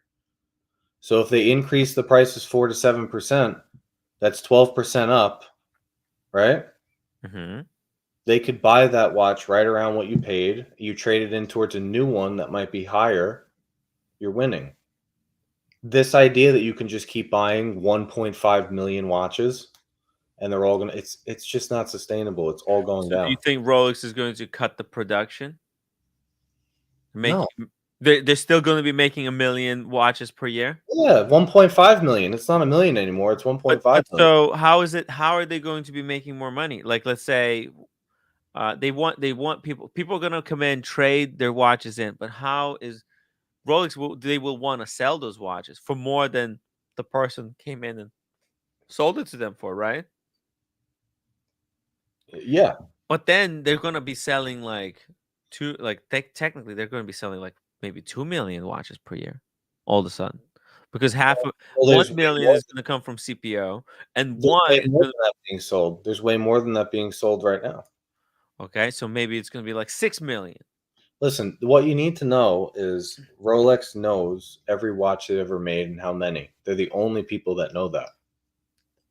So what do you think is more likely, Tim? I'm not a conspiracy theorist. I mean, it sounds like like Rolex building a big pyramid scheme here, but okay. Well, it sounds to me like they brought in a whole bunch of 7-figure fucking freakazoids that are good at math, and they figured out how to control this for the rest of time. But they're one of the only people that can do it. And I'm going to get a lot of hate right now, and I'm about to poking the Boston collector bear. Poke the Boston collector. Link for everybody should know that the head of the train is Rolex. AP is up because Rolex was up first. Rolex coming down, AP will come down. Same with Patek, same with FP Journe, same with RM. They're the front of the train. Those other brands will not, it just won't happen. They will not, you will always follow, for the near future, you will always follow Rolex because they make 1.5 million watches. They run the world. As far as watches go, Tim, they run the world. Damn. It's all bullshit. They own half of Switzerland. You know that? Like, most of their money that they're making, there's not even from watches. Watches, this is their side hobby. You realize that too, right? All bullshit. They don't have to make watches. They just choose to keep doing it for fun because that's what the Hans Wilsdorf wanted. All the people that are like, that's not true. It's like, okay, I haven't seen you unboxing half the things I'd see you unboxing if the market was up. Ooh. How come all of a sudden you only want one watch this year instead of 5?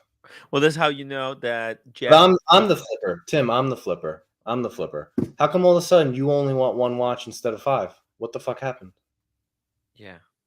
How come all of a sudden offshore is not cool? I know. I had a friend like this. Totally threw me under the bus. He came to me and said, Tim, you got your watches. Please get on the wait list for me for some of these pieces. The Datejust with the blue dial with diamonds and the Sea Dweller. And I got the call for both of them. And now that those are no longer flippable, I no longer want to have to do anything with those watches. So you deal with that, Timmy. It's fucked up. I just had an argument with somebody today. That's not in the watch community. Because I've been joking around about adding a yellow gold date, right? Yeah. And they were like, you got to get the green one. I'm like, I want the silver one with the Roman. They're like, you got to get the green. Why do I need to get the fucking green? Give me one good reason. Because it's the so yellow nice. Green. Yeah. Listen, the green is nice, but it's fucking green. The silver is timeless. In 50 years from now, it's likely that more people will want the silver than the green. You're just caught up in the fucking green. You're caught up in the hype, in the movement. You would have filled your closet with bell-bottom pants in 1975. Oh! You put wood paneling everywhere in your house in 1975. Put that the wooden panel on the side of the door. You know? Yeah. You know how many people I talk to, and Muhammad Ali, cover your ears. Cover your ears. You know how many people I talk to that have the Pepsi on Jubilee that are like, I don't even wear it and it's kind of whatever? Yeah, I mean, I wasn't wearing it. I give it to the roommate. It's the same fucking story. You know why? It's red and blue. Yeah. It's not very special watch, but that's because you have one. See, I it's like until you got one from retail, there is a certain satisfaction to getting a watch, getting that check mark, that check mark off. I'm guilty. I'm guilty, but I'm just Yeah. saying it's like, like Casey Jones makes a good point all the time. Are colored bezels going to rule the world forever? I don't know. Hey, let me read the super chat from America. He's probably really pissed off by now. What's really going to piss everybody off is 2021 was just the test pump. The exit pump is still coming, and everybody is going to shit the bricks. The big boy money printing hasn't happened yet. Oh shit! Is America suggesting that was just the first hump? It's gonna recede down. People are gonna buy stuff up, and then they're gonna pump this shit for real, and it's gonna go. Fuck! The watches are gonna be back. Panda is gonna be at 100K, and then everything's gonna drop the second time. Well, it could, and that would make everything go up. But for right now, yeah. But I'm looking at the real world. Like, I leave the stream off. I leave all the people in the chat, which 99% of them, I don't even know what they look like. I've never met them. Okay, Buckley. But Buckley, Tim, let me ask you. When you go out into the real world, what are they doing? Yeah. They're not buying cars for over sticker. They're not buying. People don't buy a house right now. It's the worst time ever to buy a house. How many people are saying that? Everybody. It's affordable. I can't buy a house. Okay. Forget about don't buy a house. Can't buy a house. If you can't buy a house, how many people are still buying all the watches, even though they're below retail? I'm still buying watches. That's why you're kind of fucked up in the head, though. Yeah. There's something wrong with me. But I mean, I do want to buy. They're not selling me watches. I'm gonna piss everybody. I'm gonna keep pissing everybody off. It's Manic Monday. Keep pissing them off. Fuck them. By the way, guys, if somebody super chats $100, I'm gonna get some Blue Label. Tim, I was in Italy. I was in Italy. I went to 8 Rolex ADs as I walked around Italy. They had rose gold and white gold out the ass. They couldn't get rid of it. I went to AP. They had codes and offshores in the case. That's how I got my watch. It was in the for sale. Case. Yeah. I called AP in Florence because I was annoyed. I wanted to get a Royal Oak. They said, we don't have a Royal Oak, but we'll ship you any code or offshore you want. We have it. Wire us the fucking money, and it's yours. We have it now. We can't sell it. I went to Vacheron. They had the black and the silver overseas in every single combination right there for purchase. It's already being felt. It's fucking delusion. The watch prices are going to keep coming down, and people are going to slow their buying because you're not supposed to have 100 watches. I hope Boston Collector is not watching. He knows.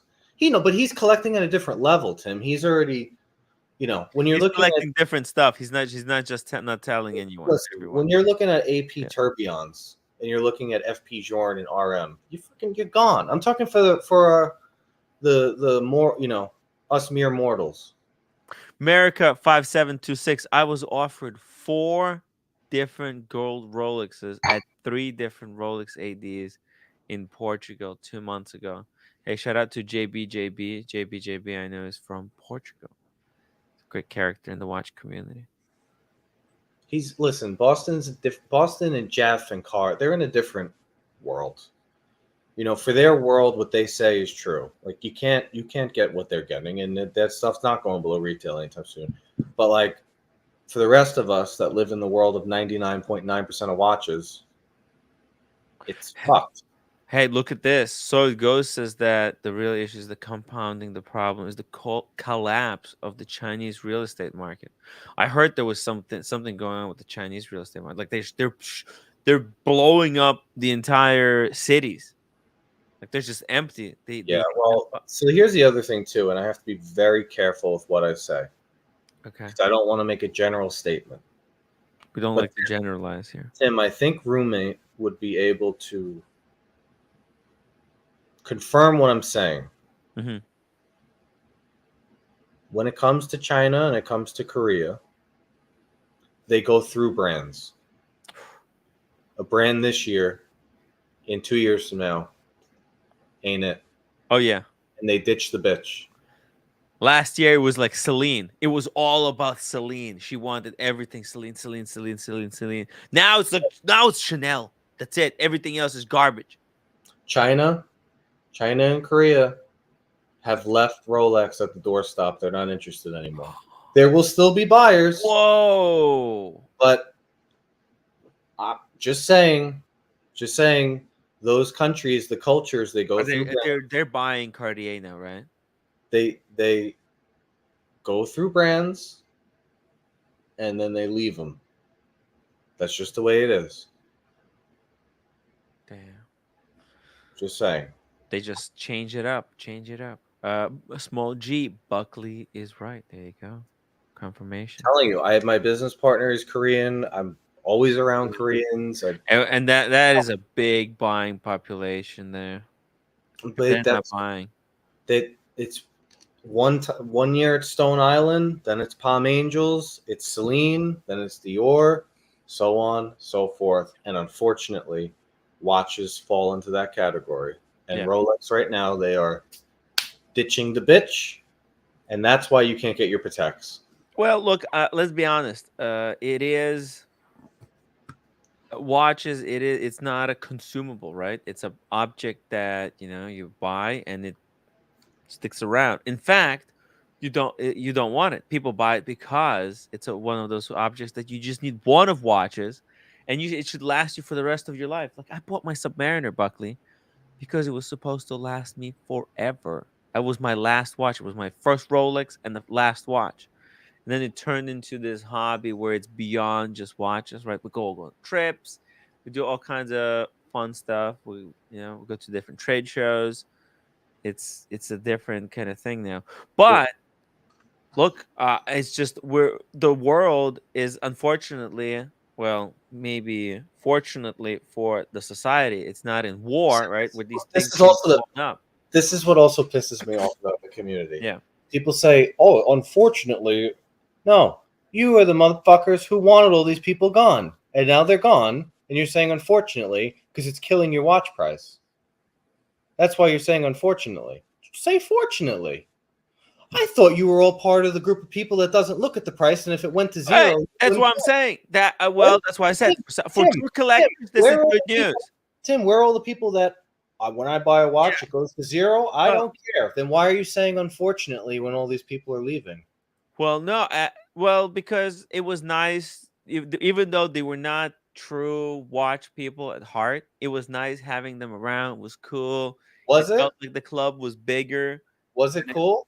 Yeah, it was kind of it was inclusive. The 22-year-old with the fitted hat that smells like weed that's trying to get the sub was cool. I didn't think it was that cool. What's up?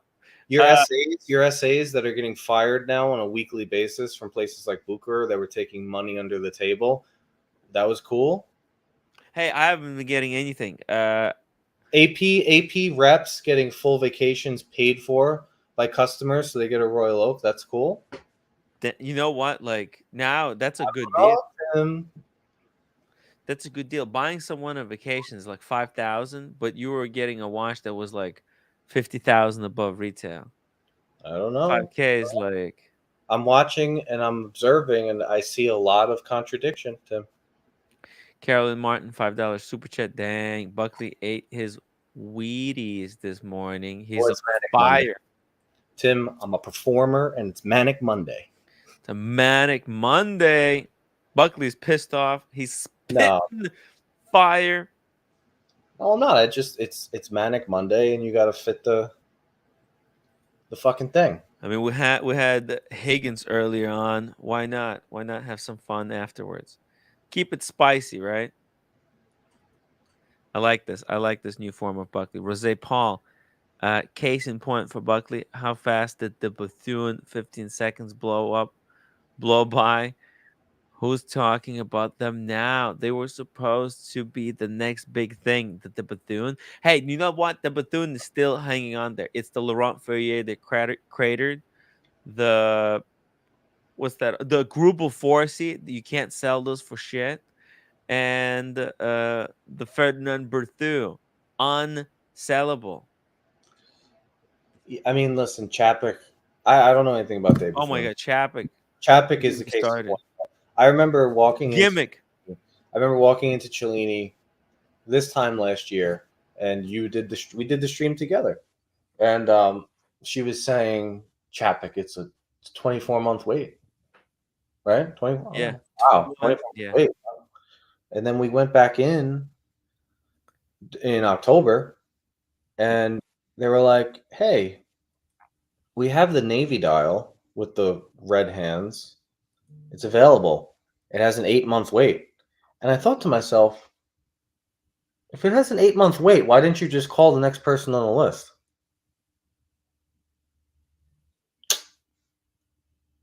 Bullshit. Bullshit, Tim. You know what else is becoming regularly available? They just stamp those out in the CNC machine, those Chapek. You know what's sitting in the back room regularly available at IWC? At IWC? The Engineer.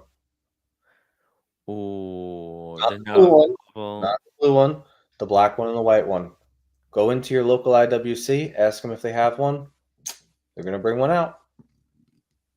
Have they been selling them like low key when people are coming in? Well, they said that you had to order it, and they were per order, and then all of a sudden people are canceling the orders, and then all of a sudden you go to 2 or 3 IWCs in New York City. One has a white one has a black one, available if you want it. We also have a Lake Tahoe, and we have a Mojave. By the way, oh shit, those are going above retail. If it hits the case, it's not above retail anymore. That's crazy. You know what's sitting at London Jewelers, Tim, in the case? At London Jewelers? What? 4 weeks. I went there for something 4 weeks ago, and I was just there again. Put 2 and 2 together. You know what's been sitting there for 4 weeks, Tim? What? That 60th anniversary James Bond Seamaster. Oh yeah, I'm not a fan of that one. It's too thick. It's extra thick, and the case back uses screws. It's fucking sitting there 4 weeks. It doesn't play the music. It doesn't play the music. At least the Godfather one plays the iconic music. Chapek 14 minutes lasted 4 minutes. Yeah. Chapek is an unfortunate brand, It's a Kickstarter. It's very cool and hip.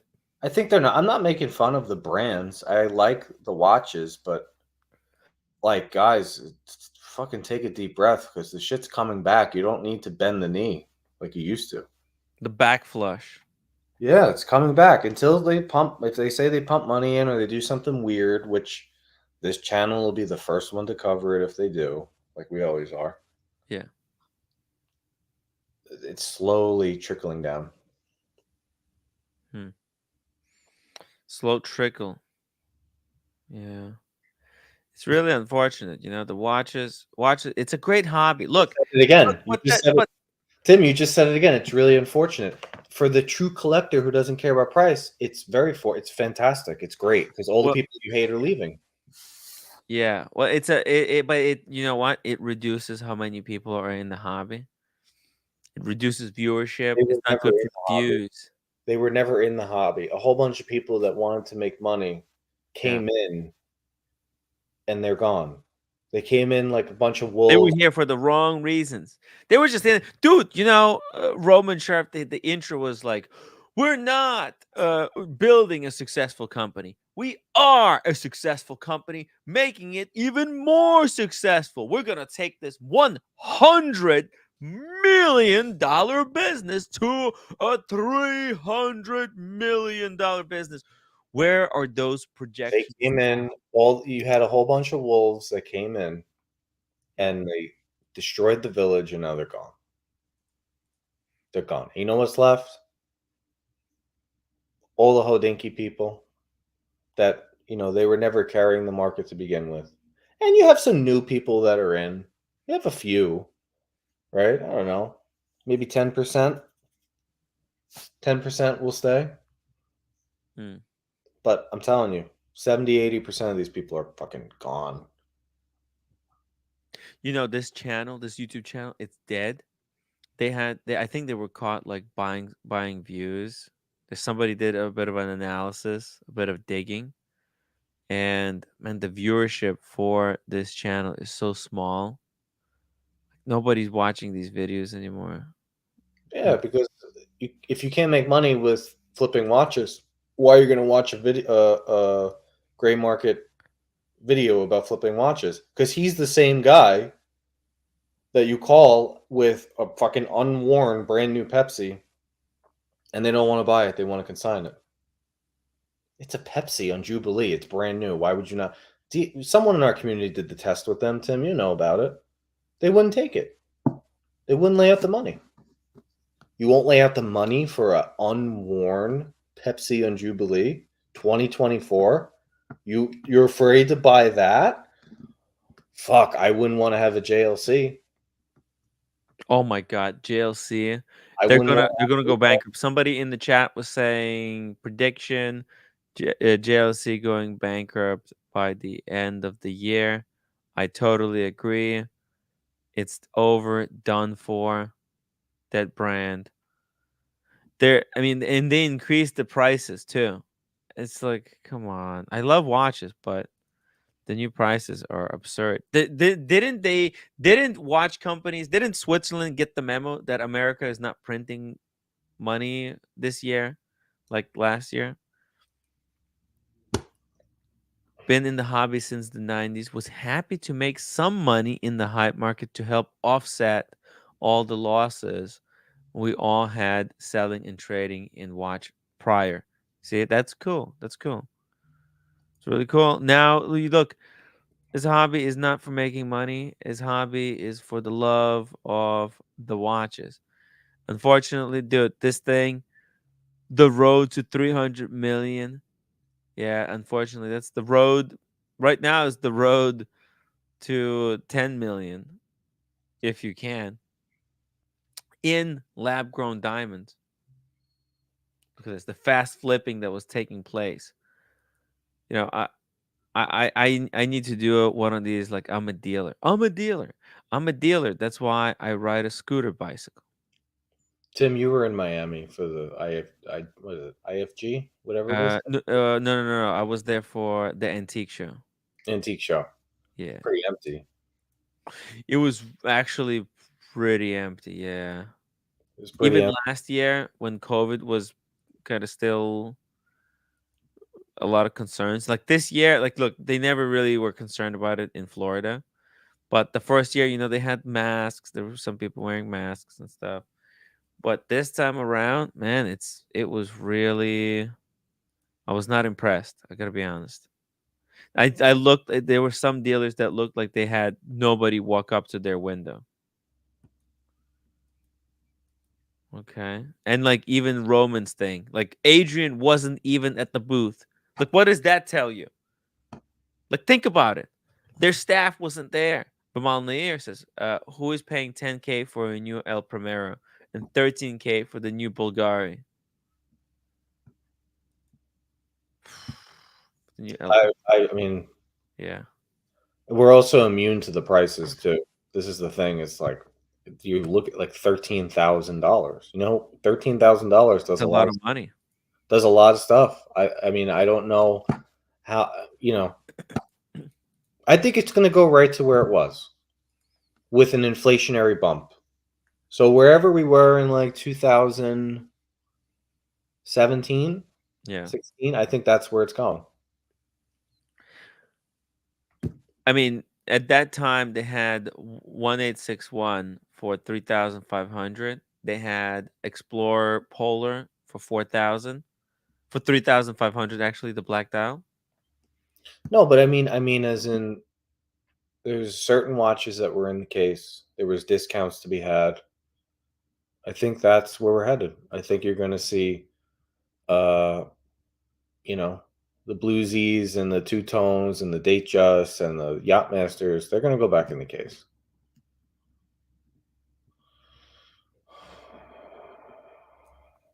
Curly, why is that TPG had 4 appearances buying, selling, and trading watches with Happy Jewelers at the end of his scam, but nobody brings Happy Jewelers up?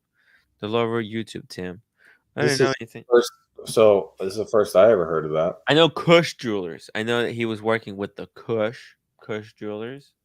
I don't know anything about Happy Jewelers. Happy Happy Jewelers. Happy Jewelers. Yeah, they're huge. They're huge. Interesting. They probably have some of TPG's watches that he stole from Wesley guy. Who was the guy? They gave him like $2 million worth of watches. I don't know. It's all fucked up. Yeah, look at this. Showcasing our most expensive watches in the store. They probably have some of the Wesley stuff, if that's true, if what Curly is saying is true. Yeah, I didn't know. I didn't know that. I mean, that's going to be, all of that's going to be in the FBI case. That's a sick watch, by the way. Holy shit. What the fuck? Hopefully this is not one of those stolen pieces. Hey! OC, what's up? Hey, what's up? You're back. Yo, Back. Producer Michael does a lot of collaborations with Happy Jewelers. Oh, yeah. They're the ones that were doing the thing with the synthetic lab-grown diamonds. Exactly. Producer Michael did a collab with them. I was just talking about the Happy Jewelers. Okay, hold on a second. I was doing a producer Michael video review, and he was at the Happy Jewelers. Yeah, there he is. Boom, right there. And he's looking at and comparing different sizes of these lab-grown diamonds. Look at this. I mean, let's listen for a moment. Buckley, what do you think about these grown diamonds? Lab-grown diamonds. Are you a fan of lab-grown diamonds, or you think it's junk? I think they'll eventually take over for real diamonds. Shit. I mean, honestly, because it's all branding at the end of the day, right? Well, it's you could buy a $30,000 diamond, and you lose $20,000 on it. And you know who's going to control the market for lab-grown diamonds? Same guys that are controlling the market for diamonds. De Beers, exactly. So you could buy a regular diamond for $30,000, lose 20, or you can buy that same size, clarity, hardness for 8 and lose 6. What do you want to do? What do you want to do? That's the whole marketing behind them is you can buy a diamond that looks like a Tiffany diamond with the same clarity, blah, blah, blah. It's 120,000 at Tiffany, and here it's 12 grand. What do you want to do? Let's be honest. The Beers also, they have so much power that if they wanted to, they could lobby the government to make real diamonds illegal. Like say, like, hey, you know what? The real diamonds already have a lot of bad connotations. They're blood diamonds, right? They're mined in all these irresponsible ways. Yeah, they could convince. It's an internal combustion engine. Why do you want to? You can't support that. We need to support new energy. Honestly, their profit margins for them, it would be much easier. Like the Beers, you think the Beers wants to buy fucking militias and go around Africa fighting with warlords that chop people's heads off to get these things? Diamonds they don't want to deal with that. It's very messy. If they could do all of this from the comfort of a lab, fuck yeah. Diamonds are a dirty business, and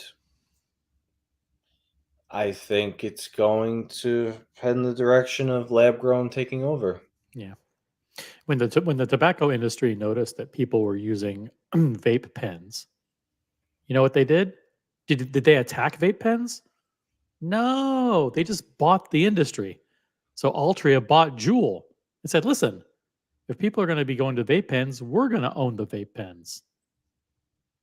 Yeah. That's exactly what the people who control diamonds are going to do. Listen, we own the distribution. We have the relationships with the jewelers. We have all the infrastructure in place. We'll buy these people who make the lab-grown diamonds, and we'll run it. If Tiffany puts a lab-grown diamond into a ring and says that that's okay, and they charge more money for the lab-grown diamond than the real diamond, and somebody buys, that would be like an ultimate confirmation of why and what's going to happen. Everyone is just going to follow suit. And the general public out there, they're just fucking sheep. They're just going to follow whatever the advertising is. I think it's I think it's going to take over. I know that when you go to 47th Street, a lot of the times they have a full case now of lab grown.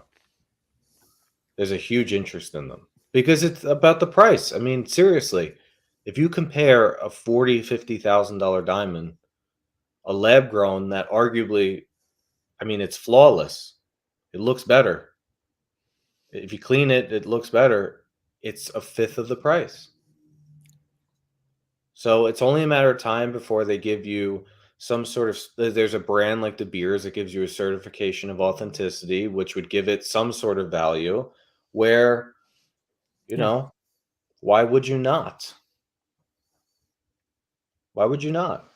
Good luck. Go buy a real diamond from, I don't know, fucking K. I don't know. Go buy a real diamond from K and then go bring it to 47th Street and try to sell it. You're going to get killed.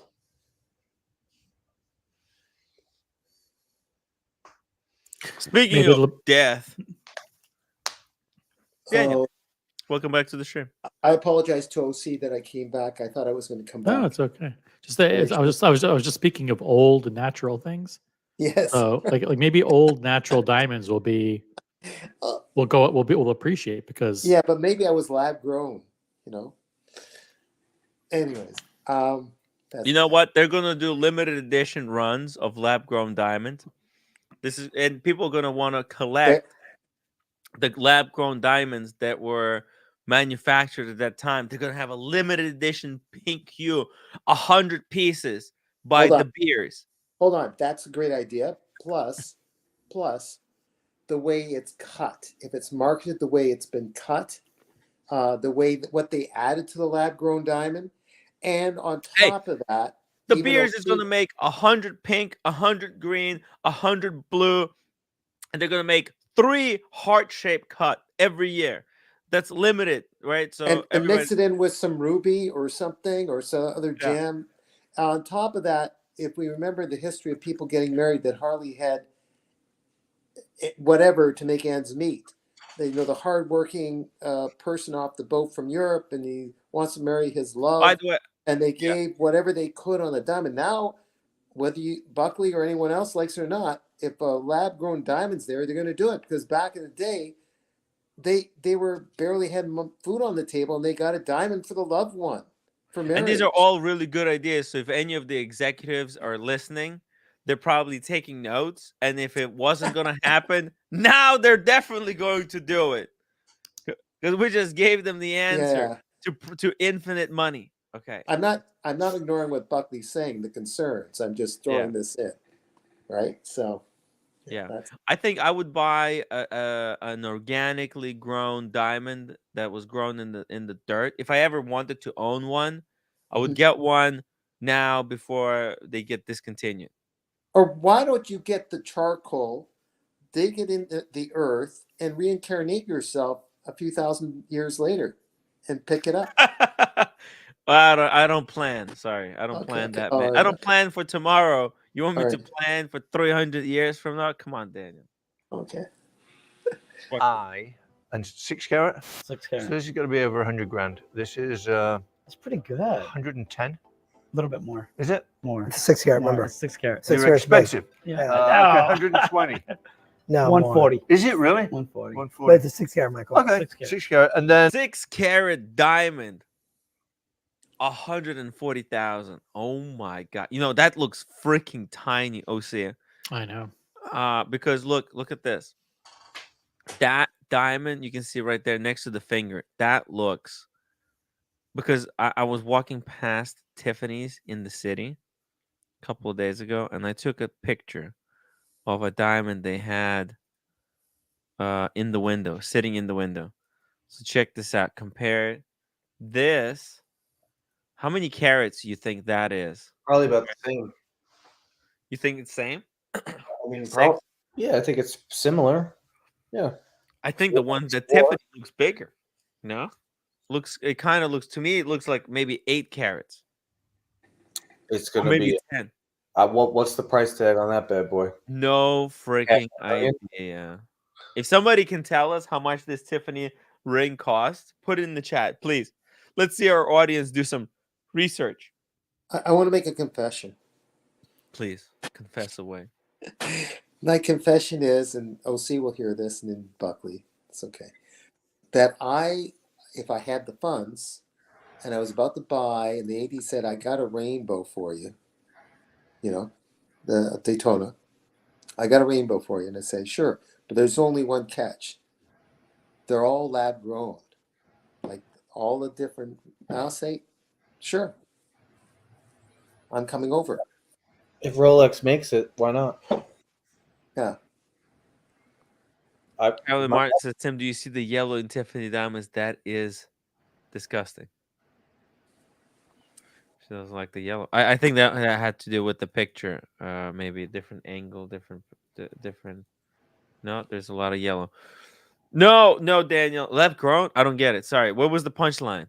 No, You the have to explain punchline, the joke to me not a again. real punchline, but I'm just saying that I wouldn't complain about it having a Daytona with all, not just, obviously it's not diamond, it's all these different gems that are around the bezel. Yes. And they said, by the way, it's all lab grown. I say, I don't have a problem with it. Did I'll they buy really it. say that?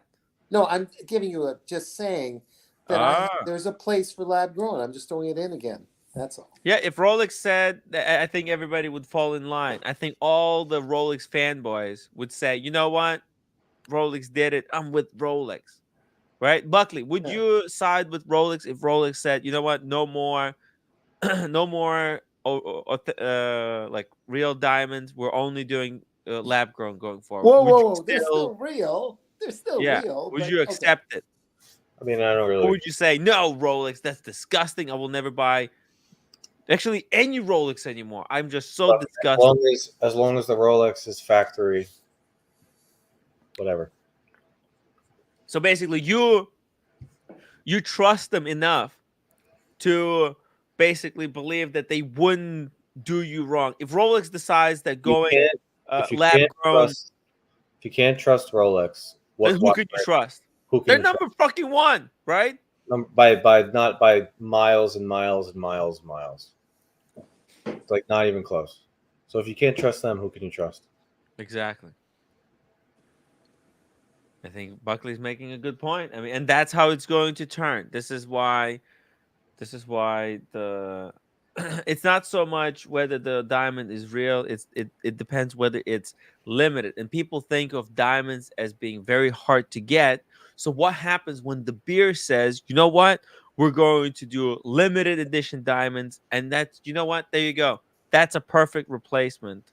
Whether lab grown or not, right? Yeah. Whether lab because grown it doesn't matter. Yeah, sure, it was lab grown, but they limited the production. Right. That year, they only made 10 of these. So, okay, let's listen to what they say about the pricing. 140.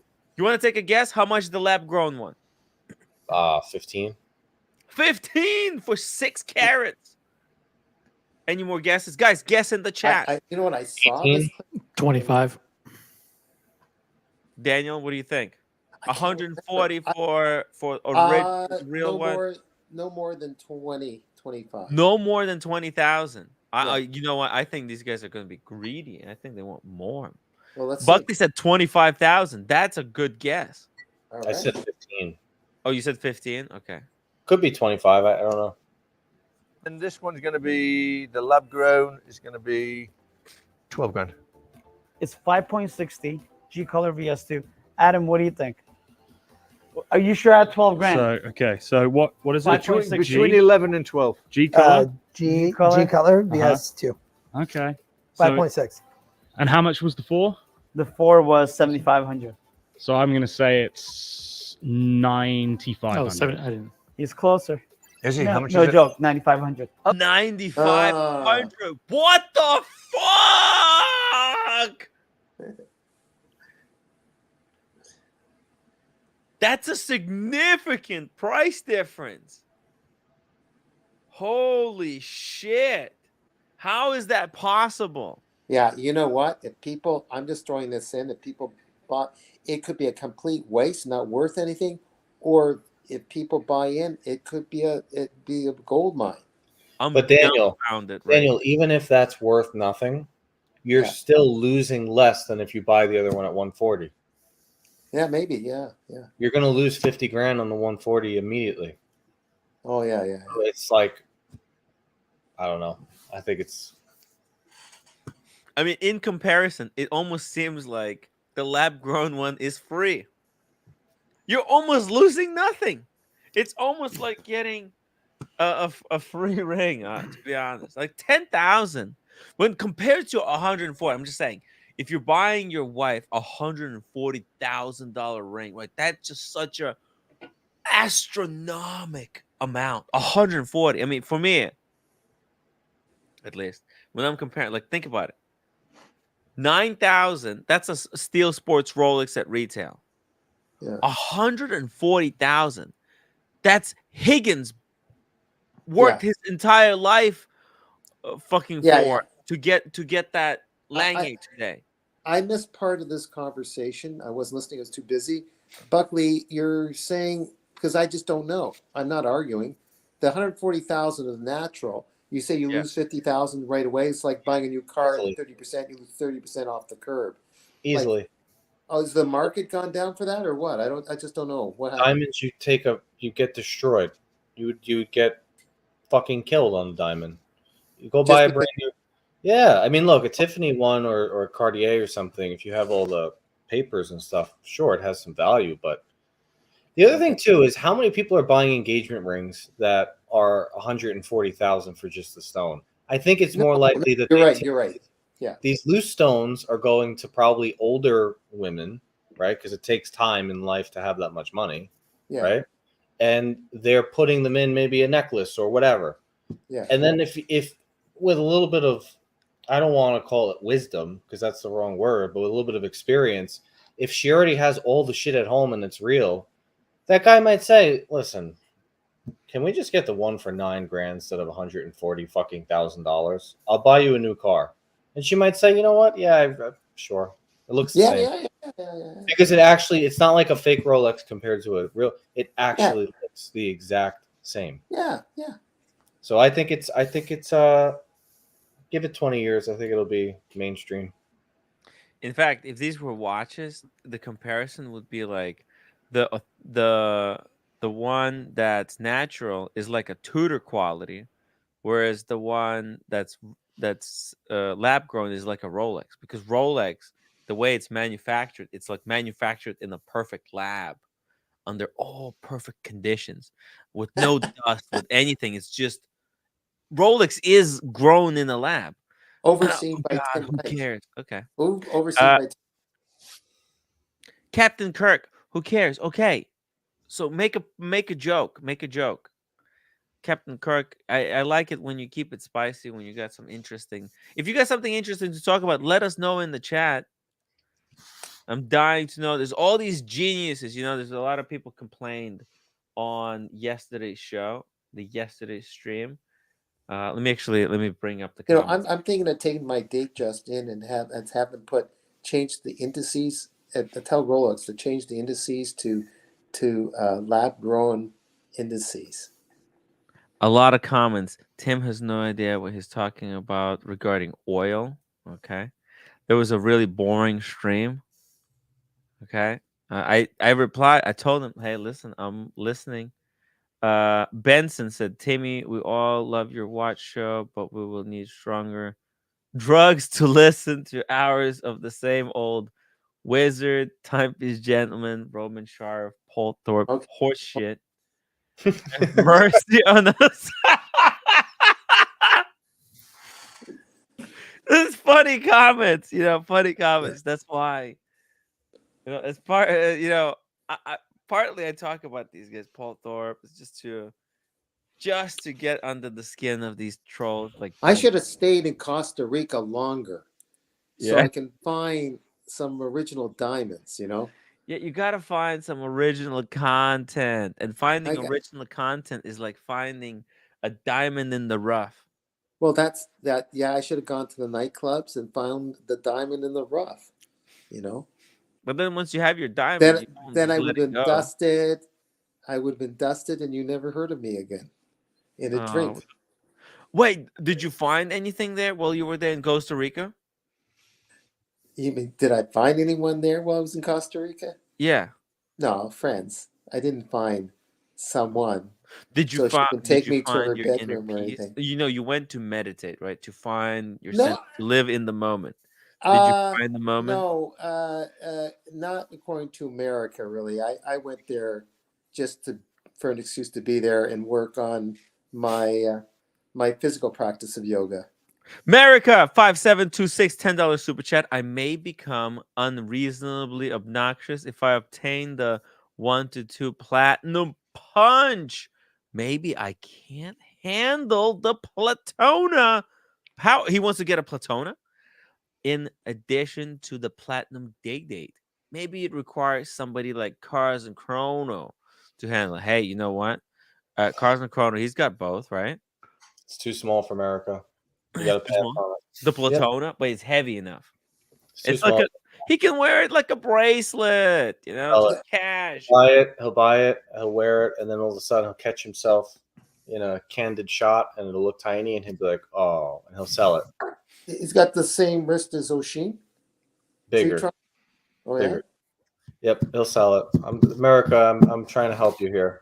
They forget about the Daytona, dude. Forget it. Just leave it. Sorry. Let's see it. Let's see here. What are they going to say? Okay. Are they going to say the truth that this is garbage? Oh, wow. Very close. Good on you. You trained them out. Wow. Your student is becoming really good. Tell you to watch it. Cars. Let me just show you some of the jewelry. If you Oh, want. yeah. Let's do So that. if you were buying like, Holy moly. we have, My God, again, they sparkle. we have the largest crazy. jewelry collection, I would say, in California. Dude, look at all the jewelry. Look at all the bracelets, the links.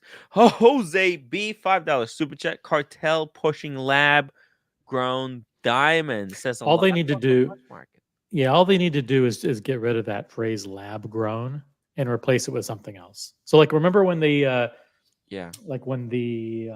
coal industry came up with clean coal, right? So they said, listen, we need to convert everybody to clean coal. That's but meanwhile, coal is like the dirtiest substance on the Same planet. thing with vaping. Everybody thought that was really healthy. Exactly. So all they need to do is change the word lab to something else. Like the cloud, right? The cloud. Yeah. Before, people didn't know what it was. They didn't want to have anything to do with it. Now everybody loves the cloud, right? Everything is in the cloud nowadays. America They says need a ethical good diamonds. marketing It's a good term. choice. Yeah, they will, because lab is too clinical. It's too synthetic. It's too sterile. Well, it's just people buying diamonds want emotion. They want romance. They want woke diamonds. Wait a minute. How about my ethical? God. Their lab, as America said, they're ethical diamonds. They're lab. No slave labor. Ethical diamonds. Soy diamonds. There you go. That's what I'm talking about. Soy diamond. So what? Ethical. Sustainable. Yeah, that might as well. Yeah. Soy. Sustainable. Jeez.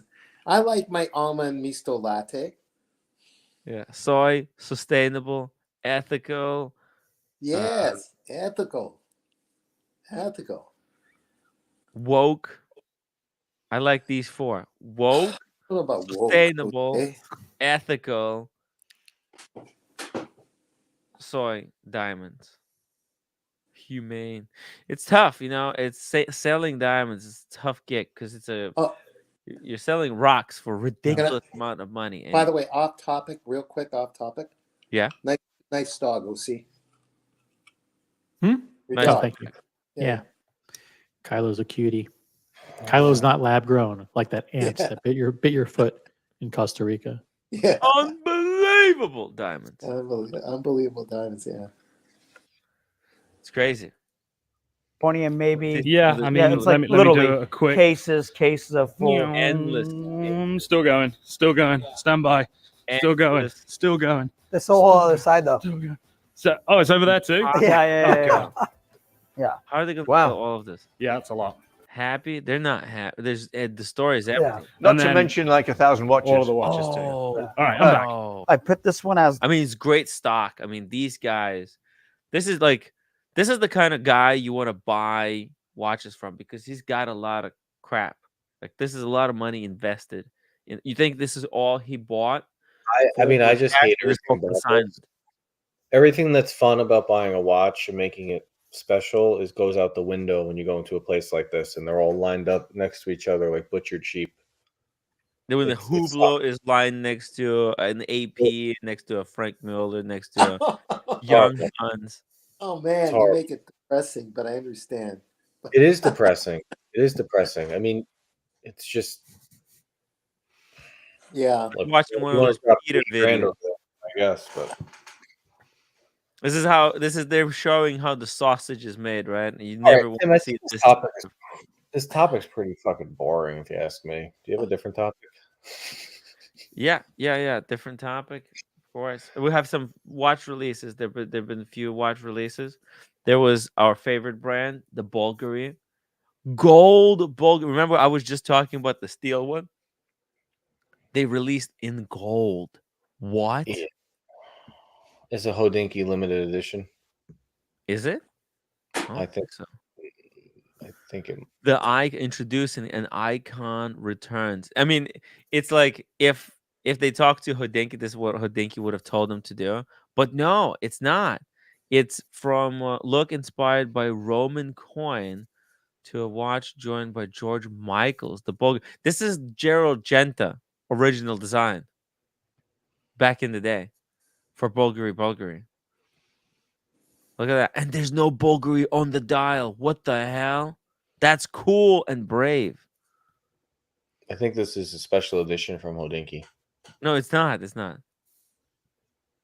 Here on the back. It says 5 atmosphere, Fabrique and Sus. There's no limited edition. Nothing. I know it looks so hipsterish. It looks like it's 100% inspired by. No, the reason why I say that is yesterday they had a teaser in their Instagram story as if it was theirs. Oh. Let me check. I think it's theirs, Tim. Check it again. You sure? I think so. Oh, the brown strap is Hodinkee edition or something. So, okay, this is a new model with a special throwback brown strap exclusive to Hodinkee. And it's a 38 millimeter watch. That's a great size. Great dress watch. I like that this is a great gold watch. It's like a gold coin. Look at the shape of it, right? It's inspired by a gold coin, and it's got like a lot of gold in it by the looks of it. It's thick. It's nice. Just off topic, Gerald Genta was responsible for a lot of the designs of Bulgari as well as other watches. Gerald Genta? Yep. Oh, yeah. He wasn't treated so well by the executives. Did you hear that way back when in the 90s? Really? When he worked for them, then he quit? No. Okay.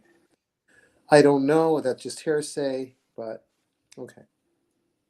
I'm just asking. I don't know any better. Gotcha.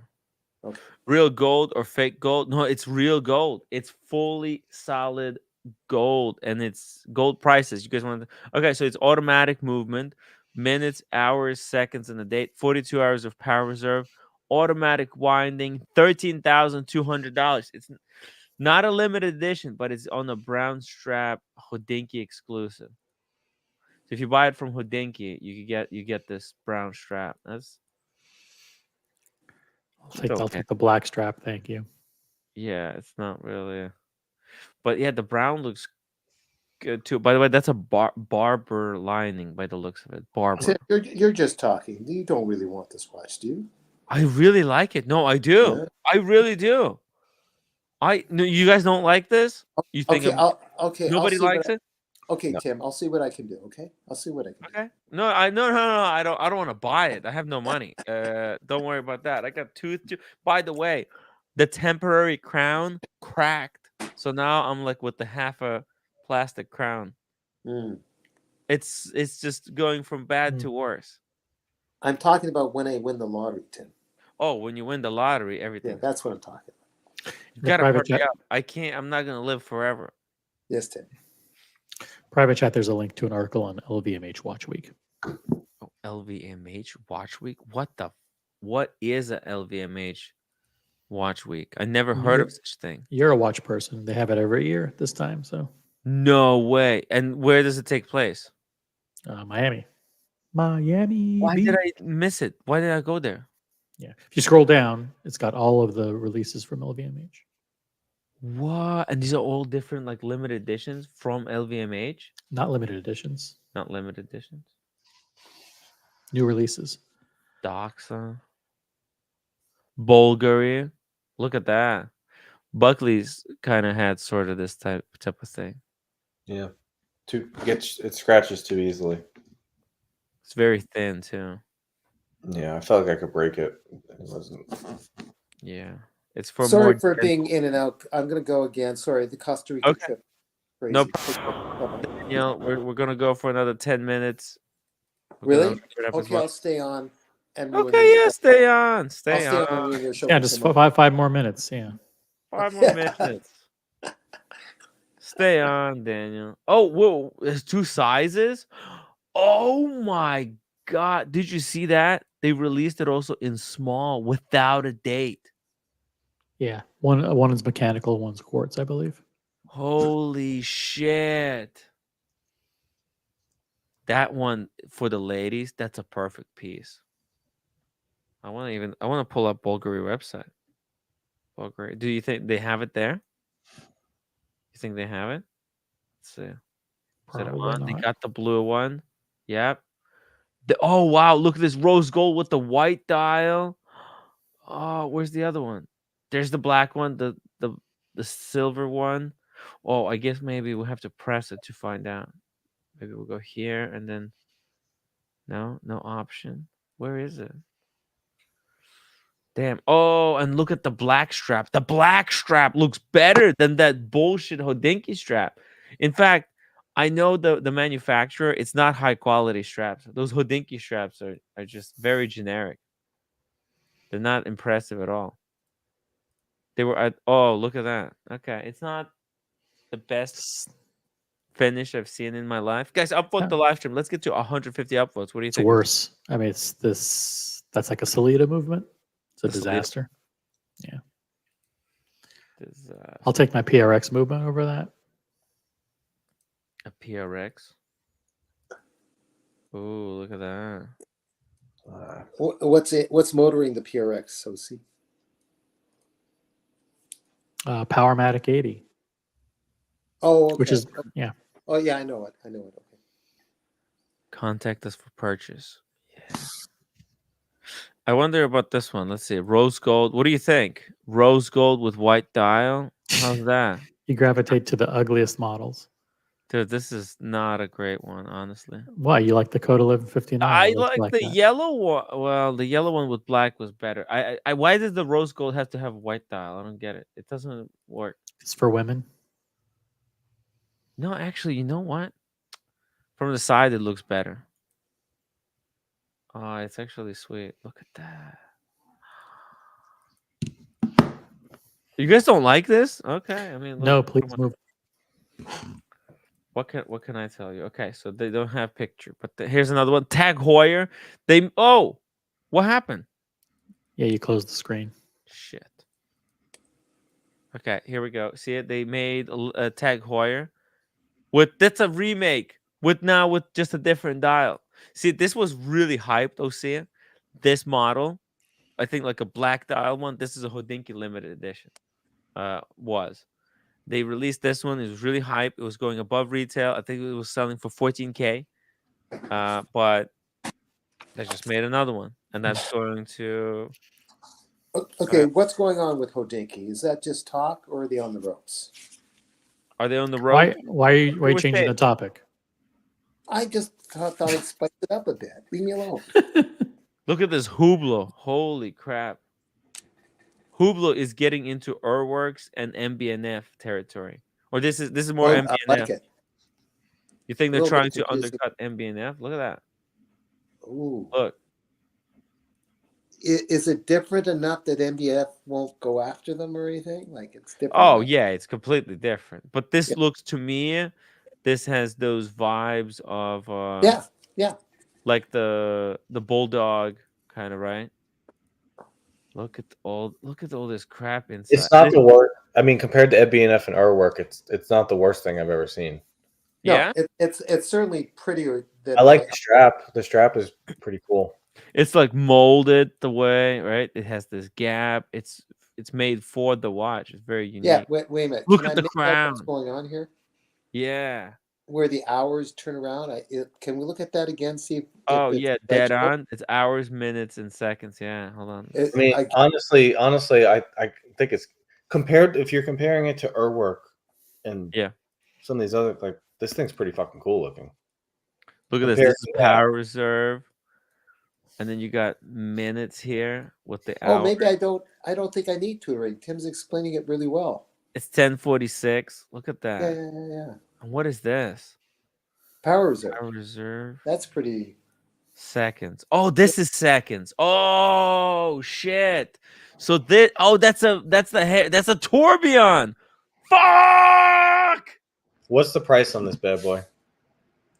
Oh, it's probably expensive.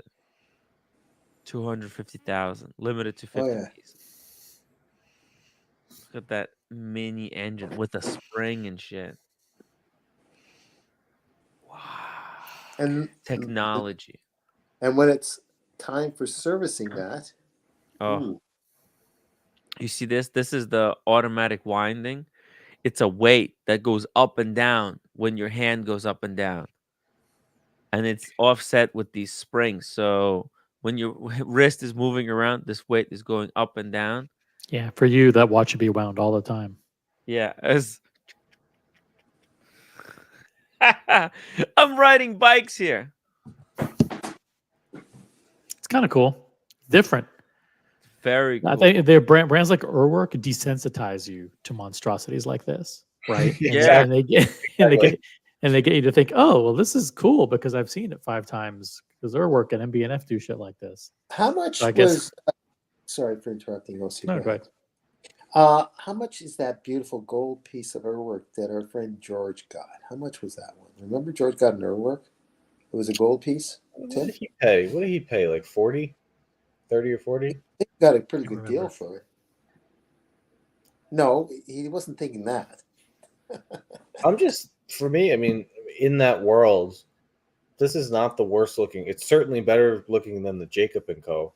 And a lot of the, I mean, the MBNF thing is the ugliest watch I've ever seen is that MBNF fucking disaster. I like the rounded shape of it. It probably fits under very easily under the cuff. And I like the strap. The strap is nice. The way they did this, they integrated the strap and they have that little V that goes down. It looks really well integrated. Really cool. It is. Yeah. It's a perfect watch. Rounded off, balanced. Okay, I've got a call from head office. I'll talk to you in a second. What's the price, Tim? What's the price? 250,000 Swiss francs. All right, forget it. Too expensive. Forget it. Come on. Expensive, man. Very, very. Would you rather have this Hublot or you could go buy a sports car? Come on. Yeah, it doesn't make sense. Oh my god, that's so dumb. Unbelievable, right? It is pretty cool, Hublot, though. Minutes, hours, power reserve. Fucking hell. At least they labeled everything correctly so you can understand it. Yeah. Oh, yeah. It's very easy. Wild stuff. The power reserve is very interesting. I guess this is a block, so basically it turns sideways, and these blocks get smaller and smaller. It's a circle. Yeah, It it's a spins. three-dimensional circle. It like spins towards you. It's crazy. Wow. What do you mean spins towards you? Well, it's like this. It's a wheel that's facing horizontal. It's like it's hard to look. It's stuck. You know, it's not like, you know, the dial is stuck flat into the watch. This was stuck perpendicularly to it. Perpendicular. There you go. Yeah, it's in 3 dimensions. Okay? Look, I think I'll show you. You have to see. You see it. You can see it from the side. You see it? It's a disc that rotates, you know, in a different plane. Yeah, and it has a thick green bar, then it goes to a thinner green bar, then a thinner green bar, then finally a red bar. Yeah. Yeah. It's so cool. My God, I like this crown. Look at the giant fucking thing. Just pull it out. Setting it. You could use all 4 fingers to manipulate this crown. The case looks cheap. The case looks hollow. What? No. I mean, I envision that being hollow and not solid. Oh, and there's no precious metals in this, is there? No. Okay. No, it just looks like sapphire, big sapphire, unique cut. Right, look at this. It's a very uniquely cut out sapphire crystal. Mm-hmm. That's hard to do. Anyways, that's the show. That's it. That's cool. Cool show. Very interesting. Leave us some comments. I want to thank everyone for their words of wisdom. That's it. You didn't cover the Zeniths. There's some other Hublots too. Oh, we'll save it for tomorrow. I mean, save it for tomorrow. I got a show to do tomorrow as well. OC, you want to just and I just drag it out through it? Yeah, nobody is like fucking dying to know about the Zenith. I mean, there's nobody in the chat saying like, bring up the Zenith. Please cover the Zenith. Nobody wanted to see any watches. Nobody was asking for. They just wanted to complain about the content, complain about unboxings, complain about TPG, complain about watch talk, and complain about JLC. Yeah. Good God, I don't want to lose. Oh, it was a boring show. This was that. Okay, don't fucking watch it. All right. Okay, I won't watch. I won't watch ever again until tomorrow. I need to shave my face to be like those. Oh no! No, I'm gonna get to an OC level. Stuck in the jungle. OC shaved perfectly. I'm growing. At least we'll find like Buckley. Nicely trimmed. Yeah. I'm gonna drop a Buckley, link if anybody wants to join us for after show. And let's see you guys tomorrow for another boring show. I'm sorry. Yeah.